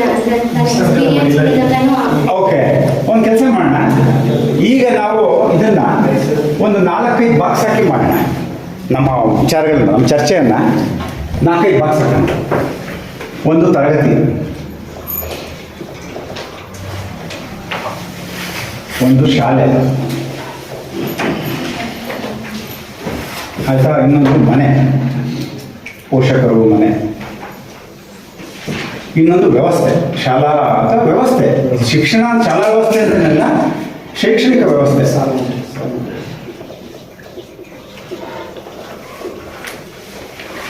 ಸೊ ಈ 4 ಶೈಕ್ಷಣಿಕ ವ್ಯವಸ್ಥೆ ಎಲ್ಲ ಬರುತ್ತೆ. ಮ್ಯಾನೇಜ್ಮೆಂಟ್ ಇರ್ಬೋದು, ಶಾಲೆ ಕಾಲೇಜು ಬಿಟ್ಟು ಎಲ್ಲ ರೀತಿಯಾಗಿರ್ತಕ್ಕಂಥ ಅದನ್ನು ಕಟ್ಟುವಂಥ ವ್ಯವಸ್ಥೆಗಳು ನಿಮಗೆ. ಇದು ಯಾವ ರೀತಿ ಈ ತರಗತಿ ಒಳಗಡೆ ನೀವು ಈ ಕಥೆನ ಯಾವ ರೀತಿ ಅನ್ವಯಿಸ್ತೀರಿ? ನೀವು ಫಸ್ಟ್ ತರಗತಿ ಯಾಕೆ ಫಸ್ಟ್ ತೊಗೊಂಡಿದ್ದೀನಿ ಅಂದರೆ, ನೀವು ಎಲ್ಲ ತರಗತಿ ಒಳಗೆ ಇದ್ದೀವಿ ಇವಾಗ ಅಲ್ವಾ. ನೀವು ಇಮಿಡಿಯೇಟಾಗಿ ಹೋಗಿ ತರಗತಿ ಹೋಗ್ತೀರಾ ಇಲ್ಲಿ ಹೋದ್ಮೇಲೆ. ತರಗತಿಯ ಒಳಗಡೆ ಈ ಕಥೆ ಯಾವ ರೀತಿಯಲ್ಲಿ ಪ್ರಸ್ತುತ ಆಗುತ್ತೆ, ಸಂಬಂಧ ಇದೆ. ನೀವು ಮಾಡೋ ಕೆಲಸಗಳಲ್ಲಿ ಯಾವ ರೀತಿಯಲ್ಲಿ ಇದನ್ನು ತರ್ಬೋದು ನಾವು ಇದನ್ನು. ಸರ್, ಗಿಳಿಗೆ ಯಾವ ತರದ ಶಿಕ್ಷಣ ಬೇಕಿತ್ತು ಅಂತ ಯಾವ ಚರ್ಚೆ ಮಾಡಲಿಲ್ಲ. ಬರೀ ಶಿಕ್ಷಣ ಬೇಕು ಅಂತ ಚರ್ಚೆ ಮಾಡಿಲ್ಲ. ಅಲ್ಲ, ತರಗತಿ ಒಳಗೆ, ನಮ್ಮ ತರಗತಿ ಒಳಗೆ ನಮ್ಮ ತರಗತಿಯಲ್ಲಿ ಕೂಡ ನಾವು ಹಂಗೆ ಹೋಗ್ತೀವಿ. ನಮ್ಗೇನು ಮ್ಯಾನೇಜ್ಮೆಂಟ್ ಆಗಲಿ ಅಥವಾ ಈ ಶಿಕ್ಷಣ ಇಲಾಖೆ ಆಗಲಿ ಒಂದು ಇಲ್ಲಿ ಗಿಳಿ ಯಾರು? ಇಲ್ಲಿ ಗಿಳಿ ಯಾರು? ಮಕ್ಕಳನ್ನ ಅವ್ರು ಕೊಟ್ಟಾರ ಅದನ್ನ ಮುಗಿಸ್ಬೇಕು, ಬರ್ಬೇಕು. ಈ ಟೈಮಲ್ಲೇ ನಮಗೆ ಮುಗಿಸ್ಬೇಕು. ನಾನು ಲೆಸನ್ ಪ್ಲಾನ್ ಬರ್ತೀವಿ, ನಾನು ಮ್ಯಾನೇಜ್ಮೆಂಟ್ ಅಂತ ನೀನು ಲೆಸನ್ ಪ್ಲಾನ್ ಬರ್ತೀವ, ನೀವು ಮುಗಿಸ್ಬೇಕು ಕೇಳ್ತಾರೆ. ಸೊ ಹಂಗಾಗಿ ನಾನು ಕೇಳ್ತೀನಿ, ನಾನು ಮುಗಿಸ್ತೀನಿ, ಬರ್ತೀನಿ, ಮಕ್ಕಳು ಎಷ್ಟು ಕಲ್ತು ನಾನು ಕೇಳೋದು. Okay, nice. ಆಮೇಲೆ ತರಗತಿ ಒಳಗಡೆ ಹೇಳಿ. ಒಂದು ನಿಮಿಷ ತಕ್ಷಣ ಮಾತಾಡಕ್ಕೆ ಸ್ಟಾರ್ಟ್ ಮಾಡ್ಬಿಟ್ರೆ ಅಯ್ಯೋ, ಯಾಕಂದ್ರೆ ನಾನು ತಗೋಬೇಕು. ಹೇಳಿ, ನೀವು ಹೇಳಿ ಆಮೇಲೆ ನೀವು ಇಬ್ಬರು ಹೇಳಿ. ಹೇಳಿ. ನಿಜವಾಗ್ಲೂ ಮಕ್ಕಳಿಗೆ ಏನು ಅಗತ್ಯತೆ ಇದೆ ಅನ್ನೋದನ್ನ ನಾವು ಪರಿಗಣಿಸ್ತಾ ಇಲ್ಲ. ಬೇರೆ ಬೇರೆ ಸೌಲಭ್ಯಗಳನ್ನ, ಅನುಕೂಲತೆಗಳನ್ನ, ಸ್ಕೀಮ್ಗಳನ್ನ ಕೊಡ್ತಾ ಇದ್ದೀವಿ ಸರ್. ಮಕ್ಕಳ ತರಗತಿ ಒಳಗೆ ಹೋಗೋಣ, ಆಮೇಲೆ ಸ್ಕೀಮ್ ನಾವೇ ಬರೋಣ. ತರಗತಿ ಒಳಗಡೆ ಅವಶ್ಯಕತೆ ಇಲ್ಲ, ನಾವು ನೋಡ್ತಾ ಇಲ್ಲ, ಆಸಕ್ತಿ ಇಲ್ಲ, ನೋಡ್ತಾ ಇಲ್ಲ. ಆಮೇಲೆ ಆಸಕ್ತಿ. ನೆಕ್ಸ್ಟ್ ಇನ್ನೊಬ್ರು ಕೈ ಇದ್ದೀರಿ ಈಗ ಜೆಂಟ್ಸ್ಗಳೇ, ಆಮೇಲೆ ಕೈ ಮಕ್ಕಳ ಬರೋಣ. ಮಕ್ಕಳ ಕಲಿಕಾ ಮಟ್ಟದ ಮೇಲೆ ನಾವು ಶಿಕ್ಷಣ ಕೊಡ್ತಾ ಇಲ್ಲ. ಕಲಿಕಾ ಮಟ್ಟದ ಮೇಲೆ ನಾವು ಕೊಡ್ತಿಲ್ಲ. ಕಲಿಕಾ ಮಟ್ಟ ಎಷ್ಟಿದೆ, ಅವ್ರದ್ದು ಲೆವೆಲ್ ಆಫ್ ಲರ್ನಿಂಗ್ ಏನಿದೆ. ನೆಕ್ಸ್ಟ್ ಮಗು ಕೇಂದ್ರಿತ ಶಿಕ್ಷಣಕ್ಕೆ ಒತ್ತು ಕೊಡ್ತಾರೆ. ಮಗು ಕೇಂದ್ರಿತ ಶಿಕ್ಷಣಕ್ಕೆ ಅದು ದೊಡ್ಡ ವರ್ಡ್. ಅದು ಮಗು ಕೇಂದ್ರಿತ ಶಿಕ್ಷಣ ಆಯ್ತು. It's a very big word. ನಾವು ಮಾತಾಡ್ತಿರೋದಲ್ಲ ಅದ್ರೊಳಗೆ ಬಂದ್ಬಿಡುತ್ತೆ. ಆಯ್ತು, ಓಕೆ. ಮಕ್ಕಳ ಕೇಂದ್ರಿತ ಶಿಕ್ಷಣ ಕೊಡ್ತಾ ಇಲ್ಲ ನಾವು. ನೆಕ್ಸ್ಟ್, ಈಗ ಸುಮಾರು ಒಂದು ಕ್ಲಾಸಲ್ಲಿ 40 ಜನ ಇರ್ತೀವಿ ಸರ್. ಓಕೆ. ಪ್ರತಿಯೊಬ್ಬರದ್ದು ಟ್ಯಾಲೆಂಟ್ ಎಬಿಲಿಟಿ ಬೇರೆ ಬೇರೆ ರೀತಿಯಾಗಿರುತ್ತೆ. ಸೊ ನಾವು ಎಲ್ಲ ಟ್ಯಾಲೆಂಟ್ ಎಬಿಲಿಟಿ ಎಲ್ಲರೂ ನಾವು ರೆಸ್ಪೆಕ್ಟ್ ಮಾಡಬೇಕು. ಎಲ್ಲರೂ ಒಬ್ರು ತರ ಇರಲ್ಲ. ಎಲ್ಲ ಗಿಳಿಗಳು ಬೇರೆ ಬೇರೆ ಗಿಳಿ ಅಂತ ಅಲ್ವಾ? ಒಂದೇ ಶಿಕ್ಷಣ ಕೊಡ್ತೀವಿ, ಎಲ್ಲರೂ ಒಂದೇ ಶಿಕ್ಷಣ. ಓಕೆ, ತರಗತಿ ತುಂಬಾ ಚೆನ್ನಾಗಿದೆ. ಎಲ್ಲರೂ ಅಂದ್ರೆ ಡಿಫ್ರೆನ್ಷಿಯಲ್ ಎಬಿಲಿಟೀಸ್ ಏನಿದೆಲ್ಲ, ಇಂಡಿವಿಜುವಲ್ ಡಿಫ್ರೆನ್ಸಸ್ ಇದೆಯಲ್ಲ, ಅದನ್ನ ನಾವು ಪರಿಗಣನೆಗೆ ತಗೊಳ್ತಾ ಇಲ್ಲ. ತರಗತಿ ಒಳಗೆ ಎಲ್ಲರೂ ಒಂದೇ ರೀತಿಯ ಒಂದು ಇದನ್ನ ಕೊಡ್ತಾ ಇದ್ದೀವಿ. ನೆಕ್ಸ್ಟ್, ಯಾರು ಮಾತಾಡಿಲ್ಲ ಅವ್ರು ಮಾತಾಡಿದ್ರೆ ನಾನು ಖುಷಿ ಆಗ್ತದೆ. ಸರ್, ಒಂದು ತರಗತಿಯಲ್ಲಿ 3 ರೀತಿ ಬುದ್ಧಿಮಟ್ಟ ಹೊಂದಿರುವಂತ ಮಕ್ಕಳು ಇರ್ತಾರೆ. ಆ ಮಕ್ಕಳಿಗೆ ಅನುಗುಣವಾಗಿ ನಾವು ಕಲಿಕೆಯನ್ನು ನೀಡಬೇಕು. ಆ ಮಕ್ಕಳ ಬುದ್ಧಿಮಟ್ಟಕ್ಕೆ ಅನುಗುಣವಾಗಿ ಶಿಕ್ಷಣವನ್ನು ನೀಡಬೇಕು. ಬುದ್ಧಿಮಟ್ಟಕ್ಕೆ ಅನುಗುಣವಾಗಿ ಶಿಕ್ಷಣ ಕೊಡಿಸಬೇಕಾಗಿತ್ತು, ನಾವು ಕೊಡ್ತಾ ಇಲ್ಲ. ಈ ಕಥೆಯನ್ನ ಹಿನ್ನೆಲೆಯಾಗಿ ಇಟ್ಕೊಂಡು ನೋಡಿದ್ರೆ ಹೇಳಿ, ನೀವೇ. ವೈಯಕ್ತಿಕವಾಗಿ ಕಾಳಜಿ ಮಾಡೋಕ್ಕಾಗ್ತಾ ಇಲ್ಲ. ಅಂಕಗಳ ಆಧಾರದ ಮೇಲೆ ವಿದ್ಯಾರ್ಥಿಗಳನ್ನ ಅಂಕಗಳ ಆಧಾರದ ಮೇಲೆ ಮಾಡ್ತಾ ಇದೀವಿ ನಾವು ಇವಾಗ. ಅದರಿಂದ ಅಷ್ಟೇ ಏನು ಉಪಯೋಗ ಆಗಲ್ಲ. ತುಂಬಾ ಚೆನ್ನಾಗಿದೆ. ನಮ್ಮ ಹತ್ರ ಕ್ರಿಯಾಲಿಟಿ ಇಲ್ಲ, ಸರ್ಟನಿಟಿ ಇದೆ. ಏನಂದ್ರೆ ಮಕ್ಕಳಿಗೆ ಏನು ಗೊತ್ತಿಲ್ಲ. ನನಗೆಲ್ಲ ಗೊತ್ತಿದೆ, ನಿಮ್ಗೆ ಏನು ಗೊತ್ತಿಲ್ಲ. ನಾನು ಹೇಳ್ತೀನಿ ಕೇಳ್ರಿ. ಈ ಒಂದು ಆಟಿಟ್ಯೂಡ್ ಇಲ್ವಾ ಸರ್ ತರಗತಿಗಳಲ್ಲಿ? ನಾವು ನಿರ್ಧಾರ ಮಾಡೋದು, ನಾವು ಸರ್ಟಿಫಿಕೇಟ್ ಮಾಡೋದು ಬೇಡ. ಇಲ್ಲಿ ಅವರು 3 ಬಗೆಯ ಬುದ್ಧಿಮಟ್ಟ ಅಂತ ಹೇಳಿದ್ರು. ಅದನ್ನು ನಿರ್ಣಯ ಮಾಡೋದಕ್ಕೆ ಮಾನದಂಡ ಯಾವುದು?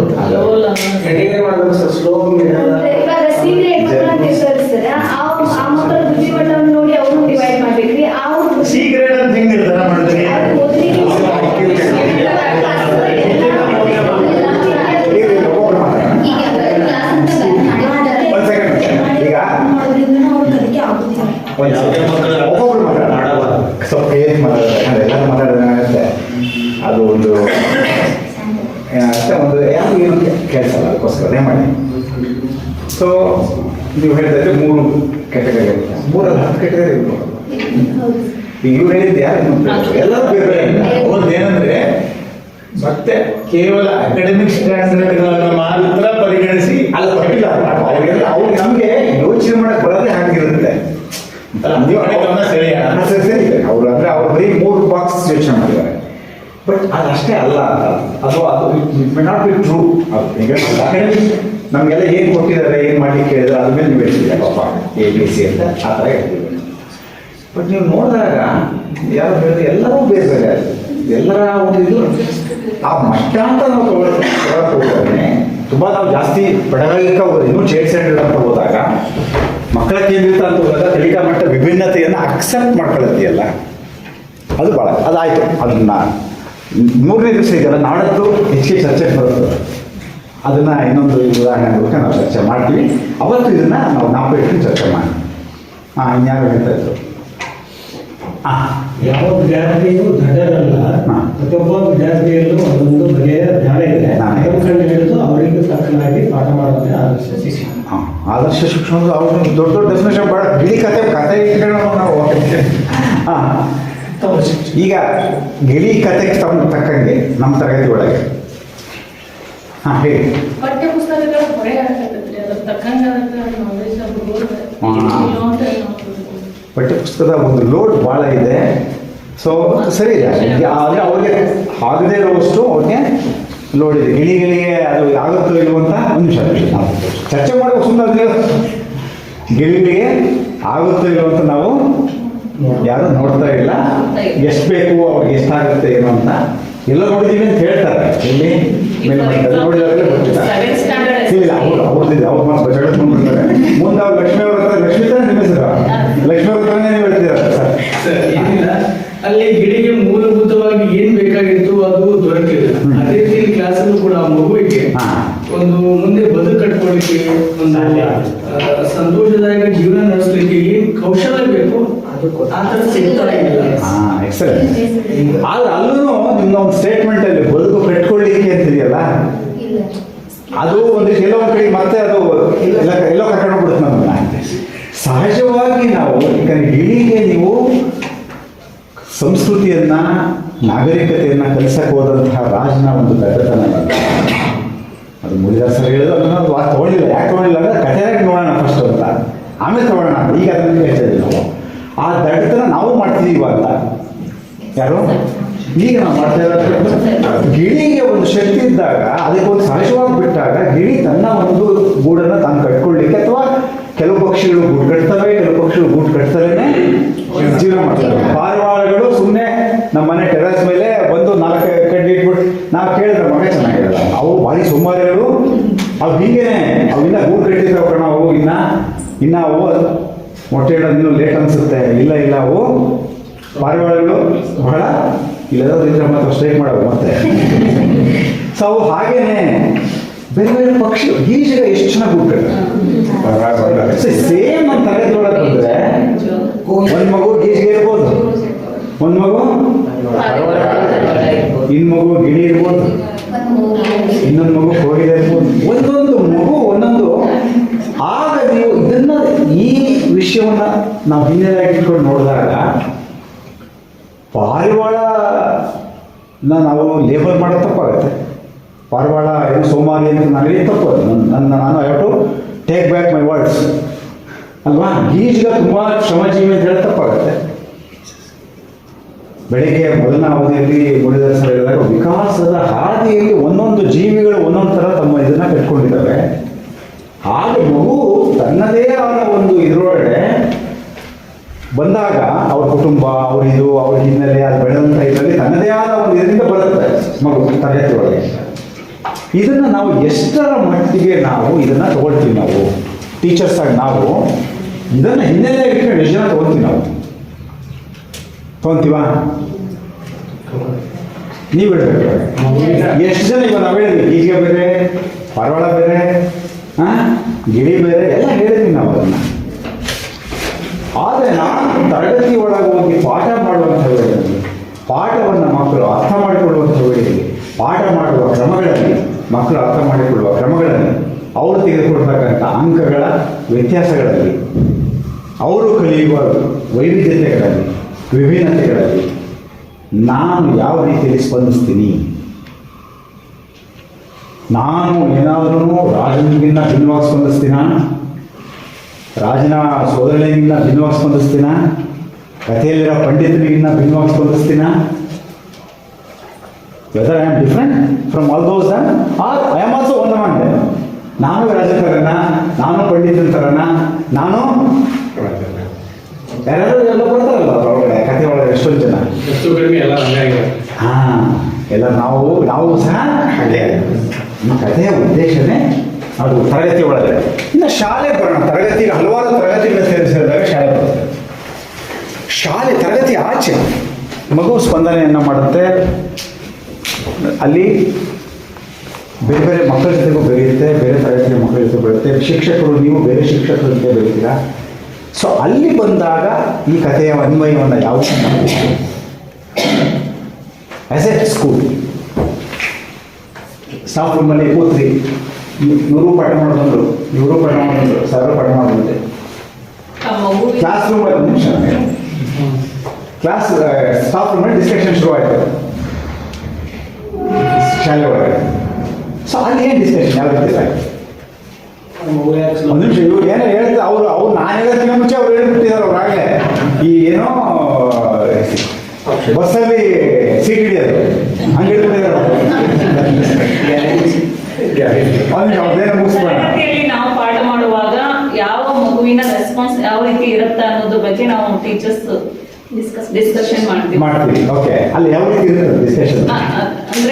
ಅಂದ್ರೆ ಆ ಮಗು ನನಗೆ ಯಾವ ಮಗು ಯಾವ ರೀತಿ ನನ್ನ ಪಾಠಕ್ಕೆ ಸ್ಪಂದಿಸಿತು ಅನ್ನೋದ್ರ ಬಗ್ಗೆ ಅಂಕಗಳ ಆಧಾರದ ಮೇಲೆ ನಾವು ಡಿಸ್ಕಷನ್ ಇರುತ್ತೆ ಅಲ್ವಾ? ಓಕೆ. ಸಮಾಜ ವಿಜ್ಞಾನ ಏನಾದ್ರು ಒಂದು ಲೆಸನ್ ಮಾಡೋ ಟೈಮ್ ನಿಮ್ಮ ಕ್ಲಾಸ್ ಚಲೋ ಇರ್ತಾನೆ ಸರ್, ನಮ್ಮ ಕ್ಲಾಸ್ ಸೈನ್ಸ್ ಕ್ಲಾಸ್ ಸರಿಯಾಗಿ ಅಬ್ಸರ್ವೇಷನ್ ಮಾಡ್ತೀನಿ ಸರ್. ಯಾಕೆ ಸರ್ ನಿಮ್ಮ ಟೀಚಿಂಗ್ ವಿಷಯವಾಗಿ ವಿಭಿನ್ನವಾಗಿಲ್ಲ. Thank you. Okay.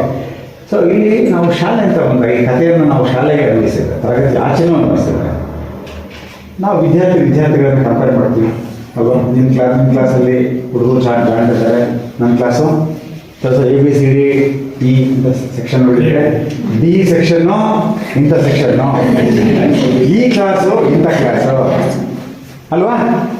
Labelling, comparing ಮಾಡ್ತೀವಿ. ತರಗತಿ ಒಳಗಡೆ ಕಂಪೇರ್ ಮಾಡ್ತೀವಿ ನಾವು. ಈ ಮಗು ಜಾಣ, ಆ ಮಗು ದಡ್ಡ, ಇದು. ಸೊ ಈ ಕಂಪ್ಯಾರಿಸನ್ ಬೇಕು, ಬೇಡ ಅಂತಲ್ಲ. ಕಂಪ್ಯಾರಿಸನ್ ಯಾಕೆ ಬೇಕು? ಯಾವ ಬೇಡ? Comparison is required, but at the same time comparison is dangerous. When it is required, when it is dangerous. ಯಾವಾಗ ಬೇಕು, ಯಾವಾಗ ಡೇಂಜರಸ್? ಹಂಗಲ್ಲ, ಮಾಡಲೇಬೇಕಲ್ವಾ? ಯಾವಾಗ ಬೇಕು? ಡೆವಲಪ್ಮೆಂಟ್ ಇದೆ ಅಲ್ವಾ?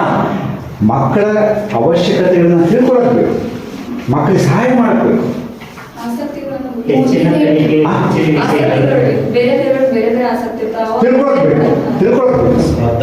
ಮಕ್ಕಳನ್ನ ಚೆನ್ನಾಗಿರೋ ಡೆವಲಪ್ಮೆಂಟ್ ಅಂದ್ರೆ ಎಲ್ಲ ಸೇರ್ಕೊಳ್ಳುತ್ತೆ. ಮಕ್ಕಳಿಗೆ ಸಹಾಯ ಮಾಡಿಕ್ ಬೇಕಾಗುತ್ತೆ ಕಂಪ್ಯಾರಿಸನ್. ಬಟ್ ನಾವೇನ್ ಮಾಡ್ತೀವಿ? ಕಂಪ್ಯಾರಿಸನ್ ಹೆಂಗ್ ಮಾಡ್ತೀವಿ? ಹ್ಯುಮಿಲೇಷನ್ ಮಾಡ್ತೀವಿ. ಸರ್ ಮೊದಲನೇ ಅವ್ರು ಎಲ್ಲಿ ಒಂದು ಎಕ್ಸಾಂಪಲ್ ಕೊಟ್ಟರು. ಅವರು ಕಾಲಲ್ಲಿ ಚಪ್ಪಲಿ ಹಾಕೊಂಡ್ ಬಂದಾಗ ಅವರು ನೋಡಿ, ಅವ್ರನ್ನ ಅಬ್ಸರ್ವ್ ಮಾಡ್ತಾ ಇದ್ದೆ. ನಿಮ್ಮ ಇದನ್ನ ನಾವೆಲ್ಲರೂ ಯಾವ ರೀತಿ ನಮ್ಮ ರಿಯಾಕ್ಷನ್ಸ್ ನಾವು ನಕ್ಬಿಟ್ಟಿವಿ. ನಾವೆಲ್ಲರೂ ಸುಮಾರು 5-6 ಜನ ನಕ್ವಿ. ತಪ್ಪಂತ ಹೇಳ್ತಿಲ್ಲ ನಾನು. ಆದರೆ ಅಲ್ಲಿ ನಗೋದಕ್ಕಿಂತ ಹೆಚ್ಚಿಗೆ ನಮಗೆ ಪೇಯ್ನ್ ಬರ್ಬೇಕು. ನನಗೆ ಚುಚ್ಚಬೇಕಾಗಿದೆ. ನಮಗೆ ನಮ್ಮ ಕ್ಲಾಸಲ್ಲಿ ಇರ್ತಲ್ಲ, ಕನೆಕ್ಟ್ ಆಗೋದಿಲ್ಲ. ಬಟ್ ಭಾಳ ಸಾರಿ ನಮ್ಮ ತರಗತಿಗಳು ಹಿಂಗಾಗುತ್ತೆ. ಆ ಟೀಚರನ್ನ ಒಂದು ರಿಮಾರ್ಕ್ ಇದೆಯಲ್ಲ, ಒಬ್ಬ ವಿದ್ಯಾರ್ಥಿಯ ಭವಿಷ್ಯನೇ ನಾಶ ಮಾಡುವಂತಹ ರಿಮಾರ್ಕ್ ಆಗಿರುತ್ತದೆ. ಅವನ ಒಂದಿರುವಂತಹ ಒಂದು ಸೆಲ್ಫ್ ಕಾನ್ಫಿಡೆನ್ಸ್ನ ಪಾತಾಳಕ್ಕೆ ತಗೊಂಡೋಗುವಂತಹ ರಿಮಾರ್ಕ್ ಆಗಿರ್ತದೆ. ಯಾಕಂದ್ರೆ ಅವ್ರು ಬಡತನದ ಬಗ್ಗೆ ಮಾತಾಡ್ತಾರೆ, ಕುಟುಂಬದ್ದು ಎಷ್ಟು ಹರ್ಟ್ ಆಗುತ್ತೆ ಮಕ್ಕಳಿಗೆ. ಸೊ ನಮಗೆ ಏನಾಗುತ್ತೆ, ಅದು ಆ ಆ್ಯಂಗಲ್, ಆ ಡೈಮೆನ್ಷನಲ್ಲಿ ಯೋಚನೆ ಮಾಡಲ್ಲ. ಗಿಳಿಯ ಡೈಮೆನ್ಷನಲ್ಲಿ ನಾವು ಯೋಚನೆ ಮಾಡಲ್ಲ. ಆ ಡೈಮೆನ್ಷನಲ್ಲಿ ಹೆಂಗಿರುತ್ತೆ? ರಾಜನ ಡೈಮೆನ್ಷನ್ ಇರುತ್ತೆ, ಪಂಡಿತಿನ ಡೈಮೆನ್ಷನ್ ಇರುತ್ತೆ, ಆಮೇಲೆ ಎಲ್ಲರೂ ಬೇರೆ ಬೇರೆ ನಾವು ಹಳ್ಳಿಯಲ್ಲೂ ಡೈಮೆನ್ಷನ್ ಇರುತ್ತೆ. ಸೊ ಹೀಗೆ ಹೋಲಿಕೆಗಳಾಗ್ತದೆ. ಮತ್ತೆ ಹೆಡ್ ಮಾಸ್ಟರ್ ಅಂತ ಬಂದಾಗ ಅವ್ರ ಜೊತೆಗೆ ಒಂದು ಚರ್ಚೆಗಳಿರ್ಬೋದು, ಅಲ್ಲಿ ಯಾವ ರೀತಿಯಾಗಿರುತ್ತೆ ಮಕ್ಕಳಿಗೆ ಸಂಬಂಧಪಟ್ಟಂಥ ಶಿಕ್ಷಣದಲ್ಲಿ ಅನ್ನೋಂಥದ್ದು ನೀವು ಚರ್ಚೆಯನ್ನು ಮಾಡ್ಬೋದು. ಇನ್ನು ಮನೆಗೆ ಬನ್ನಿ, ಕುಟುಂಬದಲ್ಲಿ ನಾವು ಈ ಕಥೆಯನ್ನು ಅನ್ವಯಿಸಿದ್ರೆ ಹೇಗೆ ಅನ್ವಯಿಸ್ತೀರಾ? ಪೋಷಕರು ಬೆಳಿಗ್ಗೆ ಮೊದಲನೇ ಅವಧಿಯಲ್ಲಿ ಸರ್ ಚರ್ಚೆ ಮಾಡ್ಬೇಕಾದ್ರೆ ಹೇಳಿದ್ರು, ಖಂಡಿತ ಬೇರೆ ಮಕ್ಕಳು ಕಂಪ್ಯಾರಿಸನ್ ಮಾಡ್ತಾರೆ. ಒಂದು ಹೈ ಹೇಳಿದ್ರು ಹೈ ಎಕ್ಸ್ಪೆಕ್ಟೇಷನ್ ಅಂತ ಎರಡನೇ ಆಸೆಗೆ ಒತ್ತು ಕೊಡದೆ ಅವರ ಆಸೆಗಳಿಗೆ ಒತ್ತು ಕೊಡ್ತಾರೆ. ಫಾರ್ ಎಕ್ಸಾಂಪಲ್ ಮಗು ಏನೋ ಆಗ್ಬೇಕಂತ ಇರುತ್ತೆ, ನೀನ್ ಡಾಕ್ಟರೇ ಆಗ್ಬೇಕು, ನೀನ್ ಇಂಜಿನಿಯರ್ ಆಗ್ಬೇಕು ಅಂತ. ಮೂರನೇದು. ನಾಲ್ಕನೇದು ನಾವು ಹೇಳಿದ್ವಿ, ಮಗುಗೆ ಯಾರಾದ್ರೂ ಫಸ್ಟ್ ಸೆಷನ್ ಅಲ್ಲಿ ಚರ್ಚೆ ಮಾಡ್ಬೇಕಾದ್ರೆ ಬಂತು, ಶಾಲೆ ಯಾವ ಶಾಲೆಗೆ ಇಷ್ಟಪಟ್ಟು ಯಾರು ಕೇಳಿಸ್ತಾರೆ ಅಲ್ವಾ? ನನಗೆ ಅಟ್ಲೀಸ್ಟ್ ಇದು ಯಾರು ಮಾಡಲ್ಲ ಅನ್ಸುತ್ತೆ ನನಗೆ. ಒಂದು 5-6 ಸ್ಕೂಲಿಗೆ ಕರ್ಕೊಂಡು ಹೋಗಿ ಆ ಮಗು ಸುಮ್ಮನೆ ಒಂದ್ಸರಿ ಕರ್ಕೊಂಡು ಹೋಗ್ಬೇಕು. ನೋಡಿ, ನೀವು ಯಾವ ಸ್ಕೂಲ್, ಗೌರ್ಮೆಂಟ್ ಸ್ಕೂಲು ಕರ್ಕೊಂಡು ಹೋಗಿ, ಏಡೆಡ್ ಸ್ಕೂಲು ಕರ್ಕೊಂಡು, ಅಥವಾ ಯಾವುದೋ ಸ್ಕೂಲ್. ಬಂಗಾರದ ಪಂಜರ ಬೇಕು, ಬಂಗಾರದ ಪಂಜರ, ಬಂಗಾರದ ಪಂಜರ. ಮತ್ತೆ ಮನೆಯ ವಿಷಯಕ್ಕೆ ಬಂದಾಗ ಮತ್ತೆ ಪಂಜರ ಅಲ್ಲ, ಬಂಗಾರದ ಬೇಕು. ಕಥೆಯಲ್ಲಿ ಬರುತ್ತೆ, ತಿಕ್ಕಿ ತಿಕ್ಕಿ ತೊಳೆಯೋದಕ್ಕೆ ಜನ ಇಟ್ರು ಅಲ್ವಾ, ತೊಳೆಯೋದಕ್ಕೆ ಜನ ಇಟ್ರು. ಸೊ ನಾವುಗಳು ಸಹ, ಕುಟುಂಬದಲ್ಲಿರೋಂಥವರು ಸಹ ಗಿಳಿಯನ್ನು ನಾವು ಯೋಚನೆ ಮಾಡಲ್ಲ. ನಾವು ಯೋಚನೆ ಮಾಡೋದೇನೋ ಎಷ್ಟು ಸುರಕ್ಷಿತವಾಗಿರುತ್ತೆ ಮಗು, ಎಷ್ಟು ಖುಷಿಯಾಗಿರುತ್ತೆ ಮಗು, ಎಷ್ಟು ಕಲಿಯುತ್ತೆ ಬೇಕು, ಎಷ್ಟು ವಿಕಾಸ ಆಗುತ್ತೆ ಮಗು. ಆ ಒಂದು ಡೈಮೆನ್ಷನ್ ಅಲ್ಲಿ, ಆ ಒಂದು ದೃಷ್ಟಿಕೋನದಲ್ಲಿ ನಾವು ಆಲೋಚನೆ ಮಾಡಲ್ಲ. ಇನ್ನು ಬಹಳ ಮುಖ್ಯವಾದ ವ್ಯವಸ್ಥೆ, ಶೈಕ್ಷಣಿಕ ವ್ಯವಸ್ಥೆ, ಇದ್ರ ಬಗ್ಗೆ ಮಾತಾಡೋಣ. ಸೊ ಈ ಶೈಕ್ಷಣಿಕ ವ್ಯವಸ್ಥೆಯನ್ನು ಈ ಗಿಳಿ ಕಥೆಗೆ ನೀವು ಶೈಕ್ಷಣಿಕ ವ್ಯವಸ್ಥೆ ಅನ್ವಯಿಸಲು ಹೇಳ್ತೀರಾ? ಸರ್ ಅದೇ ಸರ್ ಮೂಲಭೂತವಾಗಿ ಅಲ್ಲ, ಒಂದು ನಿಮಿಷ, ಸ್ವಲ್ಪ ಒಂಚೂರು ಕೈ ಎತ್ತಿ ಮಾತಾಡೋಣ. ಸ್ವಲ್ಪ ಯಾರ್ಯಾರು ಮಾತಾಡಿಲ್ಲ ಅವ್ರಿಗೆ ಅವಕಾಶ ಕೊಡಬೇಕು ಅಂತಿದ್ದು. ಇನ್ನು ನನಗೆ ಪ್ರತಿ ಸರಿನೂ ಬೇಕು, ನಿಮ್ಮ ಕ್ಲಾಸಲ್ಲಿ ನಿಮಗೆ ಇರುತ್ತೆ. ನೀವು ಎಷ್ಟೇ ಕಷ್ಟಪಟ್ಟು 60-70% ರೀಚ್ ಆಗಿರ್ತೀರ, ಈ 30% ಆಗಲ್ಲ. ಈಗ ನಮ್ಮಲ್ಲಿ ಒಂದು 7-8 ಜನ ಇನ್ನೂ ಮಾತಾಡ್ತಿಲ್ಲ, ಅವರು ಯಾರು ಅಂತ ಗೊತ್ತಾಗ್ತಿಲ್ಲ. ಮಾತಾಡಿದ್ರೆ ಹೆಚ್ಚಿಗೆ ಮಾತಾಡ್ತಿದ್ರು ನಿಮ್ಮ ಕ್ಲಾಸಲ್ಲೂ ಆಗಿರುತ್ತೆ. ಲಕ್ಷ್ಮೀ ಮೇಡಮ್ ಪದೇ ಪದೇ ಕೈ ಎತ್ತಾರೆ, ಆಗಲಿ ತಪ್ಪಿಲ್ಲ. ನಿಮ್ಮ ಕ್ಲಾಸಲ್ಲಿ ಲಕ್ಷ್ಮೀ ಮೇಡಮ್ ನಿಮ್ಮ ಕ್ಲಾಸಲ್ಲಿ ಇಲ್ಲ ಅಂತ ಸ್ಟೂಡೆಂಟು, ನಿಮ್ಮ ಥರ ಸ್ಟೂಡೆಂಟ್ ಇಲ್ಲ. ಸ್ವಲ್ಪ ನಾವು ಕಂಟ್ರೋಲ್ ಮಾತಾಡ್ತಾರೆ, ನಾವು ಕಂಟ್ರೋಲ್ ಮಾಡ್ಕೊಂಡ್ರೆ ಅವ್ರಿಗೆ ಅವಕಾಶ ಇರುತ್ತೆ. ಅವ್ರೇನು ಮಾಡ್ತಾರೆ ಅಂದರೆ, ಲಕ್ಷ್ಮೀ ಮೇಡಮ್ ಹೇಳ್ತಾರೆ, ಸರ್ ಹೇಳ್ತಾರೆ, ನಾನು ಪಾಸ್ ಆಗ್ಬಿಡೋಣ, 1 ಗಂಟೆ ಮುಗಿದ್ರೆ ನಾನು ಸೇಫು. ಸರ್ ಅವರು ಹೇಳಿದ್ದು ನಾವು ಕೇಳಿಲ್ಲ ಅಂದ್ರೆ ಅವ್ರ ಮುಂದೆ ಹೇಳಾಕ ಆಗಿಲ್ಲ ಇಲ್ಲ ಹಂಗಂದ್ಬಿಟ್ರೆ ನೀವು ನಿಮ್ಮ ತರಗತಿ ಒಳಗಡೆ 10 ಜನ ಹೇಳ್ತಾರಪ್ಪ, 5 ಜನ ಹೇಳ್ತಾರೆ, 5 ಜನಕ್ಕೆ ನೀವು ಪ್ರಾಮಿನೆನ್ಸ್ ಕೊಟ್ಟು ಅವ್ರು ಬೇಜಾರಾಗ್ತಾರೆ. ಅವ್ರನ್ನ ಮನಸ್ಸು ಇಂಪಾರ್ಟೆಂಟು. ಇವ್ರನ್ನ ಕಳ್ಕೊಬಾರ್ದು ನಾವು, ಲಕ್ಷ್ಮೀ ಮೇಡಮ್ನು ಇವ್ರನ್ನ ಕಳ್ಕೊಳಂಗಿಲ್ಲ. ಉಳಿದವರು ನಮ್ಮನ್ನ ಬಿಡಬಾರ್ದು. ಇವ್ರಿಗೋಸ್ಕರನೇ ಸ್ಕೂಲ್ ಇಲ್ಲ, ಇವ್ರಿಗೋಸ್ಕರನೇ ಟೀಚರ್ ಇಲ್ಲ, ನೀವಿಲ್ಲ, ಎಲ್ಲ ಅದ್ರಲ್ಲಿ ಬರ್ಬಾರ್ದು ಅಲ್ವಾ? ಗಿಳಿನೂ ಬೇಕು, ಪಾರ್ವಾಡನೂ ಬೇಕಲ್ವಾ, ಗೀಗೆನೂ ಬೇಕಲ್ವಾ? ಆ ಡೈಮೆನ್ಷನಲ್ಲಿ ನಾವೆಲ್ಲ ಯೋಚನೆ ಮಾಡ್ತೀವಿ. ಯಾಕಂದರೆ ಸಾರ್ ಅವ್ರು ಬೇಜಾರಾಗ್ಬಿಡ್ತಾರೆ, ಅದಕ್ಕೆ ನಾವು ಅವ್ರಿಗೆ ಅವಕಾಶ ಕೊಡ್ತೀವಿ. ಬೇಜಾರಾಗದಂಗೆ ಹಿಂಗೇನೋ ಬೇಜಾರು ಆ ಥರ ಹೇಳ್ಬೇಕು ನಾವು. ಆಗಿದ್ರು ಹೇಳೋದು ಇವಾಗ. ಆಮೇಲೆ ಯಾರು ಮಾತಾಡಲಿ ಬೇಡ, ನೀವು ಹೇಳಿದ್ರು, ನೀವು ಮಾತಾಡಿದ್ರು. ನೀವು ಮಾತಾಡೋದು ಸಮಾಜದಲ್ಲಿ ಮೌಲ್ಯದ ಶಿಕ್ಷಣಕ್ಕೆ ಒತ್ತು ಕೊಡದೆ ಅಂದ್ರೆ ಏನು ಅಂದ್ರೆ ಮೌಲ್ಯ ಅಂಕಗಳ ಸಲುವಾಗಿ ಹೊರೆ ಆಗಿದ್ದೇ ವಿನಃ ಅಂದ್ರೆ ಸಮಾಜದಲ್ಲಿ ಮೌಲ್ಯಗಳು ಉಳಿಬೇಕು ಅನ್ನುವಂಥ ಶಿಕ್ಷಣ ಇಲ್ಲ. ಬಟ್ ಅದು ಪುಸ್ತಕವಾಗಿ ಇದೆ, ಬಟ್ ಅದನ್ನ ತರ್ತಾ ಇಲ್ಲ, ಸಮಾಜಕ್ಕೆ ತರ್ತಾ ಇಲ್ಲ, ಓದ್ತಾ ಇದ್ದಾರೆ. ಸ್ವಲ್ಪ ಚೆನ್ನಾಗಿದೆ ಶೈಕ್ಷಣಿಕ ವ್ಯವಸ್ಥೆ ಅಂದಾಗ ಒಂಚೂರು ಮಾತಾಡೋದನ್ನ ಬಿಟ್ಟು ಉಳಿದವ್ರು ಅವ್ರಿಗೆ ನೆಕ್ಸ್ಟ್ ನಿಮಗೆ ಬಂದೇ ಬರುತ್ತೆ ಅಂತ ನೀವು ಮಾತಾಡಿದ್ರೆ ಇಲ್ಲ ನೀವು ಮಾತಾಡಿ ನೆಕ್ಸ್ಟ್ ನೀವು ಯಾವ ಹಂತದಲ್ಲಿ ಯಾವ ಜ್ಞಾನ ಕೊಡ್ಬೇಕು ಅನ್ನೋದು ಅಲ್ಲ. ನೀವು ವ್ಯವಸ್ಥೆ ಅಂದಾಗ ಜಸ್ಟ್ ಯೋಚನೆ ಮಾಡಿ.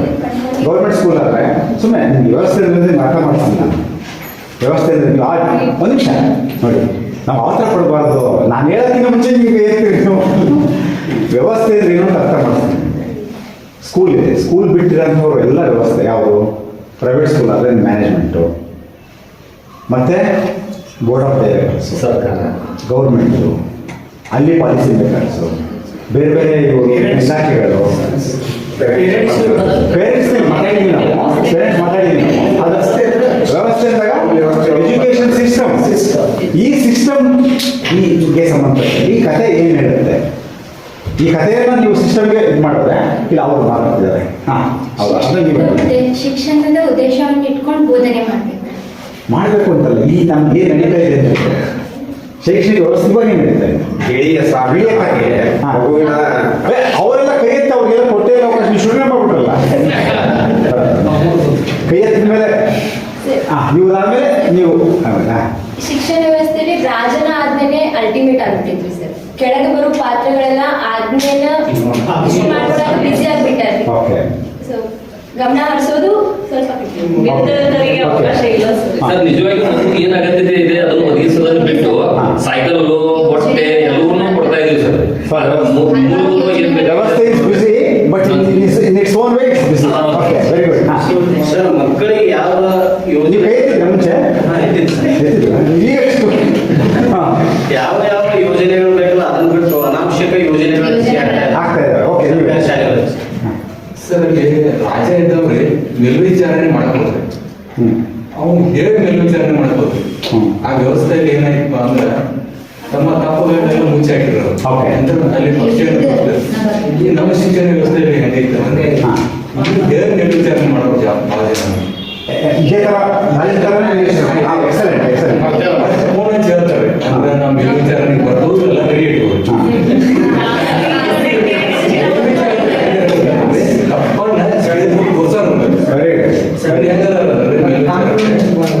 ಫಸ್ಟ್ ಹೇಳ್ತಾರೆ, ಆ ನಂತರ ಅಥವಾ ಏನೋ ಅಂತ ಹುಡುಕಾಡ್ತಾರೆ, ತಮ್ಮದೇ ಒಂದು ಜೇಬು ತುಂಬಿಸ್ತಾರೆ, ಹೋಗ್ತಾರೆ. ಇದೊಂದು ಶಿಕ್ಷಣ.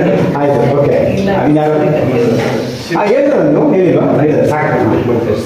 ರಾಜ್ಯ ಶಿಕ್ಷಣವಂತನಾದ್ರೆ ಮಾತ್ರ ಪ್ರಜೆಗಳು ಶಿಕ್ಷಣವಂತರಾಗ್ತಾರೆ, ಆನಂತರ ಎಲ್ಲ ವಿದ್ಯಾರ್ಥಿಗಳು ಶಿಕ್ಷಣವಂತರಾಗ್ತಾರೆ, ಇಡೀ ಸಮಾಜವನ್ನು ಸುಧಾರಿಸ್ತಾರೆ. ಅಲ್ಲಿ ಕಲಿಕೆಗ್ರಿ ಮತ್ತೆ ಇಲ್ಲಿ ಕಲಿಕೆಗ್ರಿ, ಸರ್ಕಾರಿ ಶಾಲೆ ಕಲಿಕೆಗ್ರಿ ಮತ್ತೆ ಪ್ರೈವೇಟ್ ಶಾಲೆ ಕಲಿಕೆಗ್ರಿ ಕಂಪ್ಯಾರಿಸನ್ ಮಾಡ್ತಾರೆ. ಮಕ್ಕಳಿಗೆ ಶಿಕ್ಷಣ ಕೊಡೋದಕ್ಕಿಂತ ಅಂಕಗಳನ್ನ ಆಧಾರಿತವಾಗಿ ಡಾಕ್ಯುಮೆಂಟ್ಗಳನ್ನ ರೆಡಿ ಮಾಡ್ಕೊಳ್ತಿರ್ತಾರೆ. ಅವ್ರಿಗೆ ಮೌಲ್ಯಯುತ ಶಿಕ್ಷಣ ಕೊಡೋದಕ್ಕಿಂತ ಅವರ ಅಧಿಕಾರಿಗಳಿಗೆ ನಾವು ಡಾಕ್ಯುಮೆಂಟ್ಸ್ ಗಳನ್ನ ತೋರಿಸಬೇಕು ಅನ್ನೋ ಉದ್ದೇಶಕ್ಕಾಗಿ ಡಾಕ್ಯುಮೆಂಟ್ಸ್ ಮಾತ್ರ ರೆಡಿ ಮಾಡ್ತಾ ಇರ್ತಾರೆ, ಶಿಕ್ಷಣವನ್ನ ಕೊಡೋದಕ್ಕಾಗ್ತದೆ. ಸರ್, ಪಠ್ಯಕ್ರಮದಲ್ಲಿ ಇವರು ಪಾಲಕರು ಎಲ್ಲ ರಾಜ ಇವರೆಲ್ಲರೂ ಇರ್ಬೇಕು ಸರ್. ಮಕ್ಕಳು ಇರಬೇಕು, ಪೇರೆಂಟ್ಸ್ ಇರ್ಬೇಕು. ಅಂತವ್ರ ಒಂದು ಆ ಮಟ್ಟಕ್ಕೆ ಹೋಗಿ ನೈಸ್ ವ್ಯವಸ್ಥೆ ಟೋಟಲಿ ಇವತ್ತಿನ ಒಂದು ಶಿಕ್ಷಣ ವ್ಯವಸ್ಥೆಗಿನ ಕಥೆ ನಾವು ಮುಖ್ಯ ಮಾಡಿದಾಗ ಓವರಾಲ್ ಒಂದು ವ್ಯರ್ಥ ಪ್ರಯತ್ನ ನಡೀತಾ ಇದೆ ಈಗ. ಫಾರ್ ಎಕ್ಸಾಂಪಲ್ SSLC ಎಕ್ಸಾಮ್ ಆಮೇಲೆ ವ್ಯರ್ಥ ಪ್ರಯತ್ನ ಜೊತೆಗೆ ಮಂತ್ರಕ್ಕಿಂತ ಉಗುಳೇ ಜಾಸ್ತಿ. ಮಂತ್ರಕ್ಕಿಂತ ಉಗುಳೇ ಜಾಸ್ತಿ. ಸರ್, ನೀವೇನು ಹೇಳ್ತೀರಿ ಸರ್? ಹೇಳಿದ ಶೈಕ್ಷಣಿಕ ಮನಸ್ಸು ಯಾರು ನೋಯಿಸಂಗಿಲ್ಲ ನಮಗೆ. ಶೈಕ್ಷಣಿಕ ವ್ಯವಸ್ಥೆ ಹೇಗಾಗಿದೆ ಅಂದ್ರೆ ಸರ್, ಅನಗತ್ಯವಾದಂಥ ಕಾರ್ಯಚಟುವಟಿಕೆಗಳನ್ನ ಶಿಕ್ಷಕರ ಮೇಲೆ ಸರ್ಕಾರನೂ ಇರುತ್ತೆ. ಗಿಳಿ ಗಿಳಿ ಗಿಳಿ ದೃಷ್ಟಿಯಲ್ಲಿ ಇಟ್ಕೊಂಡ್ರೆ ನಿಮ್ಮ ಇಡೀ ಮಾತು ಟಾಕ್ ಹಿಂಗಿರ್ಬೇಕು ಅಂದ್ರೆ ನಾವು ನೀವೇನ್ ಮಾಡ್ತೀರಾ ಅಂದ್ರೆ ಇದನ್ನ ಇಟ್ಕೊಳ್ತೀರಾ, ಇದಕ್ಕೆ ಇಟ್ಕೊಂಡಿರ್ಬೇಕು. ಈ ಗಿಳಿಗೆ ಹೆಂಗೆ ಅವ್ರಿಗೆ ಅನಗತ್ಯ ಚಟುವಟಿಕೆಗಳನ್ನು ಮಾಡಿದ್ರು ಸರ್? ಅಲ್ಲ, ಸುಮ್ಮನೆ ಇದೆ. ನಮ್ಮ ಯಾವಾಗಲೂ ನಮ್ಮ ಹಿತಾಸಕ್ತಿಗಳು ಯಾವಾಗ ಅಂದರೆ ಜಾಸ್ತಿ ನಾವು ಶಿಕ್ಷಕ ಸಂಘಗಳಿದ್ದಾವೆ, ಎಲ್ಲವೂ ಇದ್ದಾವೆ. ಮಕ್ಕಳ ಸಂಘಗಳನ್ನ ಶಿಕ್ಷಕರು ಮಾಡ್ಕೊಂಡಿದ್ದಾರೋ ಮಕ್ಕಳ ಪರವಾಗಿ ಇಲ್ಲ. ಮಕ್ಕಳ ಪರವಾಗಿ ವಿಚಾರಗಳು ನಡೀತಾವೋ, ಮಕ್ಕಳ ಪರವಾದ ನಿರ್ಧಾರಗಳಾಗ್ತಾವೋ ಅಲ್ವಾ? ಶಿಕ್ಷಕರ ಹಕ್ಕುಗಳನ್ನು ಗೌರವಿಸಿ ಅದನ್ನು ಪಡ್ಕೊಳ್ಳೋಂಥ ತಪ್ಪು ಅಂತಲ್ಲ, ಆದರೆ ಗಿಳಿನೂ ನೋಡ್ಬೇಕಲ್ವಾ? ಆದರೆ ಒಂದು ಪಾಯಿಂಟ್ ಅವ್ರು ಹೇಳಿದ್ರು ಸರ್, ಅನಗತ್ಯವಾದಂಥ ಚಟುವಟಿಕೆಗಳಿಗೆ ಶಿಕ್ಷಕರು ತೊಡಗಿಸುತ್ತಾರೆ, ಮಕ್ಕಳ ಕಡೆ ಗಮನ ಕೊಡೋದಕ್ಕೆ ಅವರಿಗೆ ಸರಿಯಾಗಿ ಹೇಳಿದ್ದಾರೆ. ಹೇಳೋದು ನನಗೆ ಅಷ್ಟೇ, ನಮ್ಮದು ಹೇಳೋದು ಇನ್ನೊಂದು ಸರ್ ಕ್ವಾಲಿಟಿ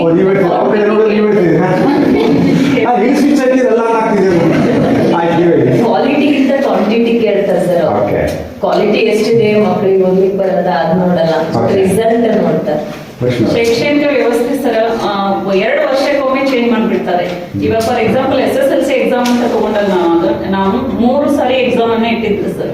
ಇವಾಗ ನೆಕ್ಸ್ಟ್ ಮತ್ತೆ ಆಟೋಮೆಟಿಕ್ ಆಗಿ ಚೇಂಜ್ ಮಾಡಿದ್ರು. ಈ ವರ್ಷ 2 ಎಕ್ಸಾಮ್ ಅಂತ ಇಟ್ಟಿದ್ರು. ಜೊತೆಗೆ LBA ಅಂತ ಒಂದು ಪ್ರಾಜೆಕ್ಟ್ ಅನ್ನ ಮಾಡಿ ಅದು ಇನ್ನಷ್ಟು ಮಕ್ಕಳಿಗೆ ಹೊರೆಯಾಗಿ ಮಾಡಿದ್ರು ವಿನಃ ಮಕ್ಕಳಿಗೆ ಇಲ್ಲಿ ಅವರ ಒಂದು ಅವಕಾಶಕ್ಕೆ ಅವರ ಒಂದು ವಿಷಯಗಳಿಗೆ ಒತ್ತನ್ನು ಕೊಡ್ಲಿಲ್ಲ.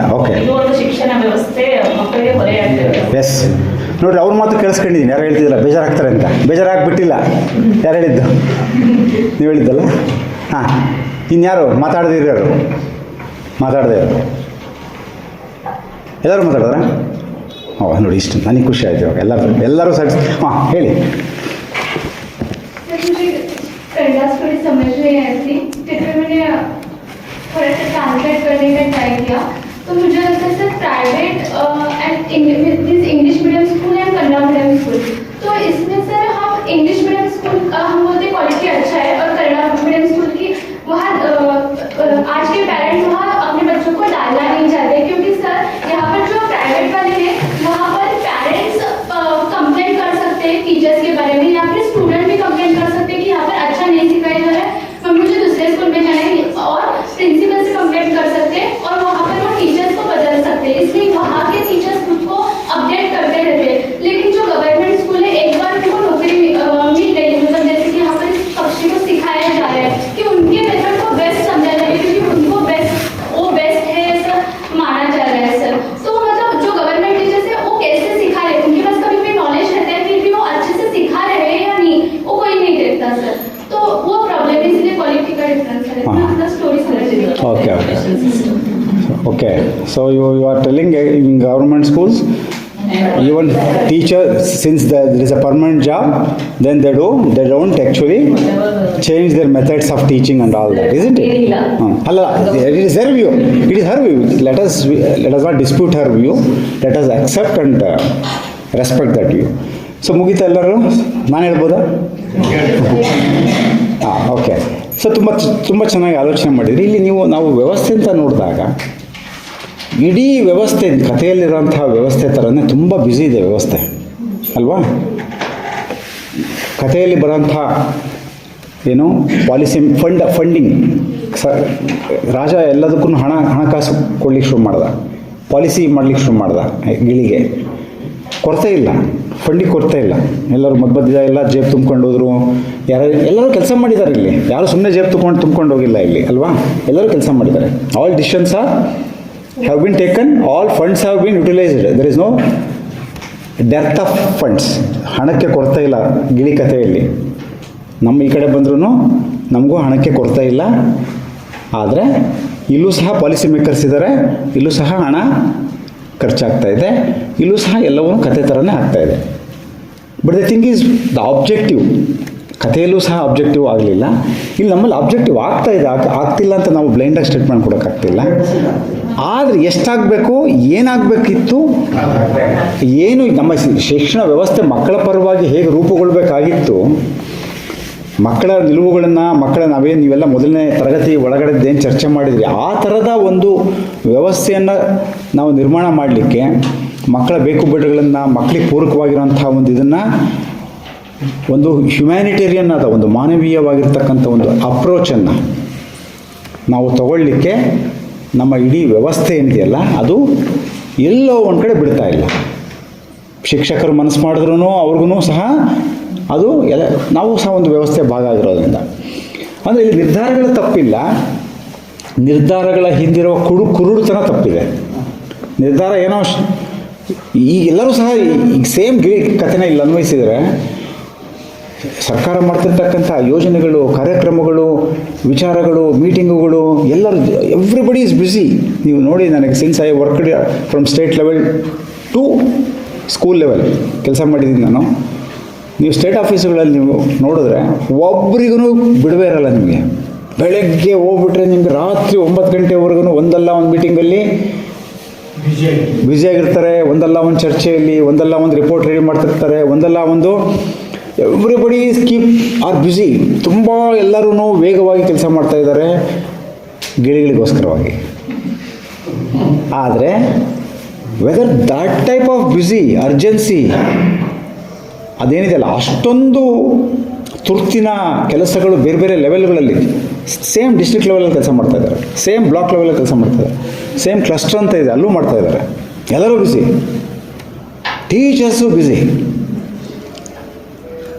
ಆದರೆ ಗಿಳಿನ ಕೇಳರೇ ಇಲ್ಲ. ನಿಜವಾಗಿಯೂ ಕಲಿಸುವುದನ್ನ ಬಿಟ್ಟು ಎಲ್ಲವನ್ನೂ ಮಾಡ್ತಾರೆ. ದಟ್ಸ್ ವಾಟ್ ಕಲಿಸೋದು ಅನ್ನೋದು ಮತ್ತು ಅದು ತಪ್ಪು ಪ್ರಯೋಗನೇ ಅದು. ನಾವು ಮತ್ತೆ ಯಾಕಂದರೆ ಗಿಳಿಗೆ ಕಲಿಸ್ಲಿಕ್ಕೆ ಸಹಾಯ ಮಾಡೋ ಥರದ್ದು ಅಂದಾಗ ನಾವು ಎಷ್ಟೋ ಸರಿ ಏನು ಮಾಡ್ತೀವಿ, ನಾವು ನಮ್ಮ ಪದಪ್ರಯೋಗಗಳು ಹೆಂಗಿರುತ್ತೆ ಅಂದರೆ ಆ್ಯಸ್ ಇಫ್ ಐ ಗಿವ್, ತಗೊಳ್ರಿ ಇದನ್ನು ಕೊಡ್ತೀನಿ, ಆ ಥರ ಅಲ್ಲ. Education learning is not like that. ತಗೊಳ್ರಿ ನಾನು ಇದು ಕೊಟ್ಟರೆ ಸರ್ ಇಸ್ಕೊಂಡ್ಬಿಡ್ತಾರೆ. ಆ ಥರ ನಾವು ಎಜುಕೇಷನ್ನ ಕೊಡೋಕ್ಕಾಗತ್ತಾ? ಅದಕ್ಕೊಂದು ವಾತಾವರಣವನ್ನು ಸೃಷ್ಟಿ ಮಾಡಿ ಆ ಮಕ್ಕಳು ಕಲಿಯೋ ಥರ ಒಂದು ಸನ್ನಿವೇಶ ಸೃಷ್ಟಿ ಮಾಡಿ, ಶಿಕ್ಷಕ ಬ್ಯುಸಿಯಾಗಿರಬೇಕು. ಹೇಗೆ ಯಾವ ರೀತಿಯಲ್ಲಿ ಬ್ಯುಸಿಯಾಗಿರಬೇಕು ಅಂದರೆ, ಮಕ್ಕಳನ್ನು ಅವಲೋಕನ ಮಾಡೋದ್ರಲ್ಲಿ ಬ್ಯುಸಿ ಇರಬೇಕು, ಮಕ್ಕಳಿಗೆ ಸಹಾಯ ಮಾಡೋದ್ರಲ್ಲಿ ಬ್ಯುಸಿ ಇರಬೇಕು, ಮಕ್ಕಳನ್ನು ಅರ್ಥ ಮಾಡ್ಕೊಳ್ಳೋದ್ರಲ್ಲಿ ಬ್ಯುಸಿ ಇರಬೇಕು, ಮಕ್ಕಳ ಒಂದು ಸ್ಪಂದನೆಯಲ್ಲಿ ಶಿಕ್ಷಕ ತೊಡಗಿಸ್ಕೋಬೇಕು, ಮನಸ್ಸು ನಿರಾಳವಾಗಿರಬೇಕು. ಯಾವಾಗ ನಾವು ಬ್ಯುಸಿಯಾಗಿರ್ತೀವಿ ನಮ್ಮ ನಿರ್ಧಾರಗಳು ಹಿಂಗೆ ಆಗ್ತವೆ, ಗಿಳಿ ಕಥೆ ಥರನೇ ಆಗ್ತವೆ.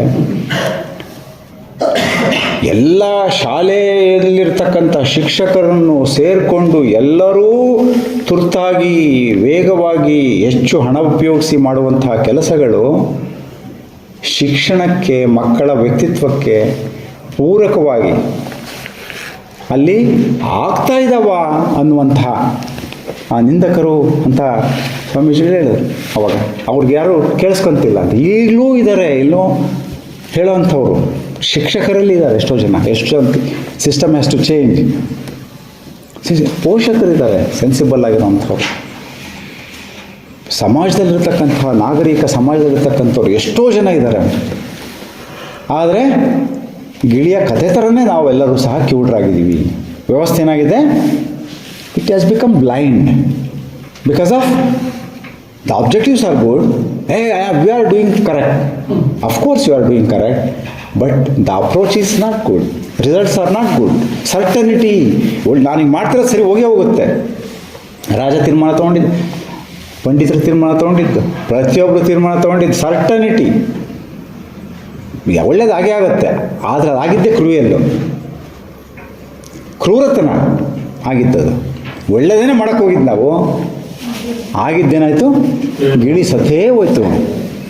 ಒಳ್ಳೆಯ ಉದ್ದೇಶಗಳು ಮಾನವೀಯತೆಯ ಸ್ಪರ್ಶ ಇಲ್ಲದೆ ಹೋದರೆ, ಅದರ ಹಿಂದಿರುವಂತಹ ಕಾಳಜಿಗಳಲ್ಲಿ ಒಂದು ವಿಚಾರಗಳಲ್ಲಿ ಸ್ಪಷ್ಟತೆ ಇಲ್ಲದೆ ಹೋದರೆ, ತತ್ವದಲ್ಲಿ ಸಿದ್ಧಾಂತದಲ್ಲಿ ಸ್ಪಷ್ಟತೆ ಇಲ್ಲದೆ ಹೋದರೆ ಮಕ್ಕಳ ಒಂದು ವ್ಯಕ್ತಿತ್ವ, ಮಕ್ಕಳ ಒಂದು ಭವಿಷ್ಯ ನಾಶ ಆಗುತ್ತೆ. ಅದರಿಂದ ಸಮಾಜ ಅಧೋಗತಿಗೆ ಹೋಗುತ್ತೆ. ಇನ್ವೇರಿಯಬಲಿ ರಾಷ್ಟ್ರ ಹಿಂದಕ್ಕೆ ಹೋಗುತ್ತೆ. ಸೊ ಈ ದೃಷ್ಟಿಯಿಂದ ನೋಡಿದಾಗ ಯಾರೂ ಗಿಳಿನ ಸಾಯಿಸಬೇಕು ಅಂತ ಹೊರಡಲಿಲ್ಲ, ಆದರೆ ಗಿಳಿ ಸತ್ತೋಯಿತು. ಅಲ್ಲಿ ಕಥೆಯಲ್ಲಿ nobody wanted to kill parrot. ಸಾಯಿಸಲೇಬೇಕಂತ ಹೋಗಲಿಲ್ಲ ಅವ್ರು ಮಾಡೋದ್ರೆಲ್ಲದರಿಂದ ಅದೇ ಸತ್ತೋಯ್ತು. ಸೊ ಇಲ್ಲೂ ಸಹ ನಮ್ಮ ವ್ಯವಸ್ಥೆಯಲ್ಲೂ ಸಹ ಯಾರೂ ಮಕ್ಕಳಿಗೆ ಹಾನಿ ಮಾಡಬೇಕು ಅಂತ ಹೋಗ್ತಿಲ್ಲ. ಯಾರೂ ಏನು ಕೆಟ್ಟವರಲ್ಲ. ಕಥೆನ ಯಾಕೆ ಕೆಟ್ಟವರಲ್ಲ ಅಂತ ಹೇಳ್ತಿದ್ದೀನಿ ನಾನು. ಒಂದು ಕಥೆಯಲ್ಲಿ ನಮ್ಮ ಇಡೀ ಕಥೆಯನ್ನು ಟ್ಯಾಗರ್ ಅವ್ರು ಬರೆದ್ರೆ ಕನ್ನಡಿ ಥರ ಕೊಟ್ಟಿದ್ದಾರೆ ಅವರು. ಆ ದೃಷ್ಟಿಯಿಂದ ನನಗೆ ಅಲ್ಲಿ ರಾಜ ಕೆಟ್ಟವನಲ್ಲ ಅಂತ ಹೇಳಿದ್ದು ಅಷ್ಟೇ.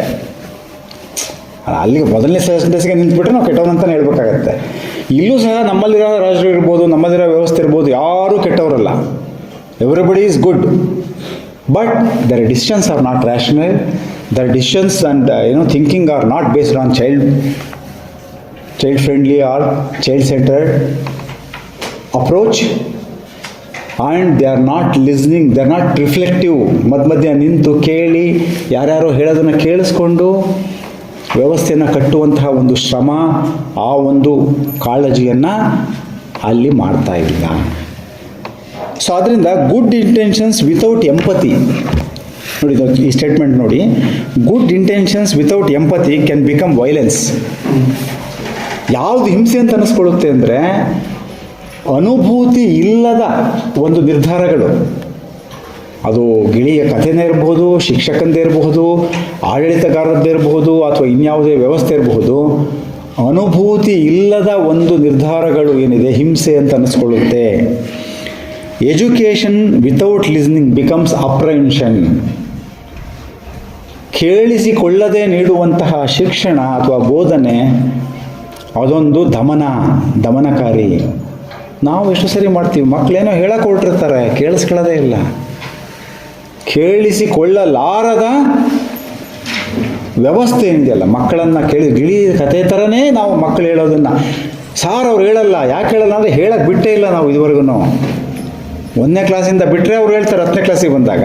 9 ವರ್ಷ ಸದೆ ಬಡ್ದಿರೋದ್ರಿಂದ ಅವ್ರ ಬಾಯಲ್ಲಿ ಭಯೇ ಬರಲ್ಲ. ಅವರು ಟೀಚರ್ಸ್ ಮಾತಾಡಲ್ಲ, ನಾವು ಕರಿತೀವಿ ಅಂತ ಆಡಳಿತಗಾರರು ಹೇಳಿದ್ರೆ ಅವ್ರು ಮಾತಾಡೋಕ್ಕೆ ಬಿಟ್ಟಿದ್ದೀವ, ನಾವು ಅಭಿಪ್ರಾಯಗಳನ್ನ ಹೇಳ್ಕೊಳಕ್ಕೆ ಬಿಟ್ಟಿದ್ದೀವ, ಎಕ್ಸ್ಪೆರಿಮೆಂಟ್ ಮಾಡೋಕ್ಕೆ ಬಿಟ್ಟಿದ್ದೀವ, ಇನೋವೇಷನ್ ಮಾಡೋಕ್ಕೆ ಬಿಟ್ಟಿದ್ದೀವ.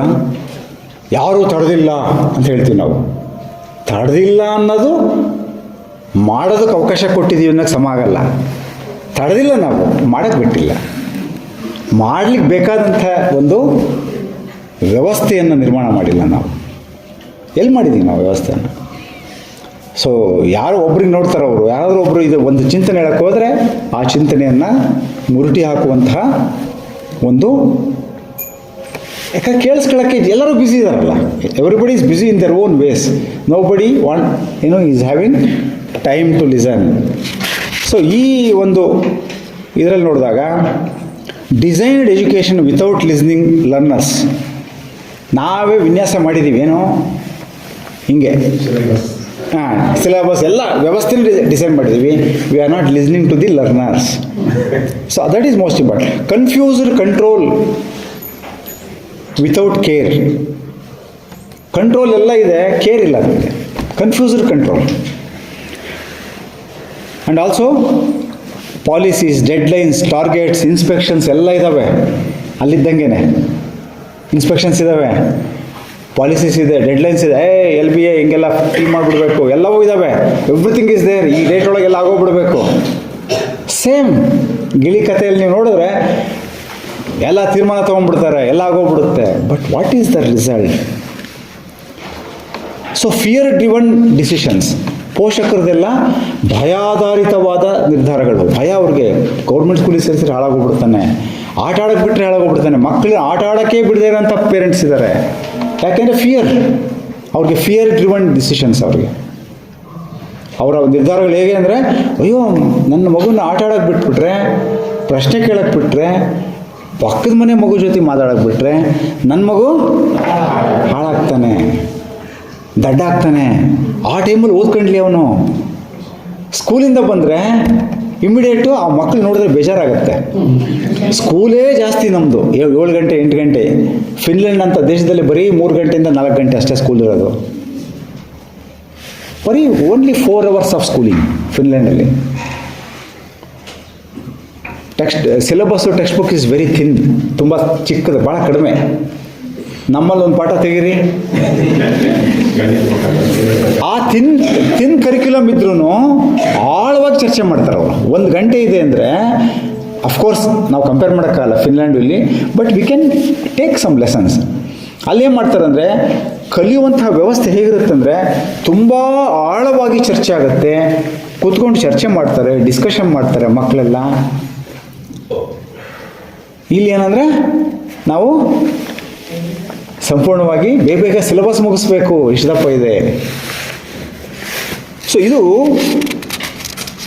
ಈ ಒಂದು ಇದರಿಂದ ನಮ್ಮದು ಒಂದು ಕವರ್ ಮೈಂಡ್ ಸೆಟ್ ಏನಿದೆ, ಟೀಚರ್ಸ್ ಇರ್ಬೋದು ಅಥವಾ ನಾವು ಯಾರು ಇರ್ಬೋದು, ಕವರ್ ಮೈಂಡ್ ಸೆಟ್ ಎಲ್ಲ ಹೀಗಿರಬೇಕು. We are covering syllabus, we are not ಅನ್ಕವರಿಂಗ್.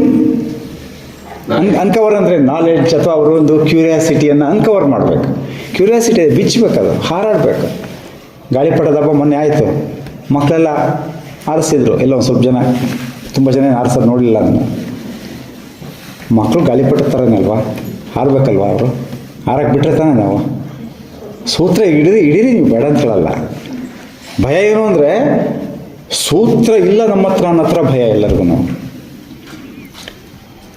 Class room ಒಳಗಡೆ ನೀವು ತುಂಬ ಜನ ಹೇಳಿಲ್ಲ, ಕಂಟ್ರೋಲ್ಡ್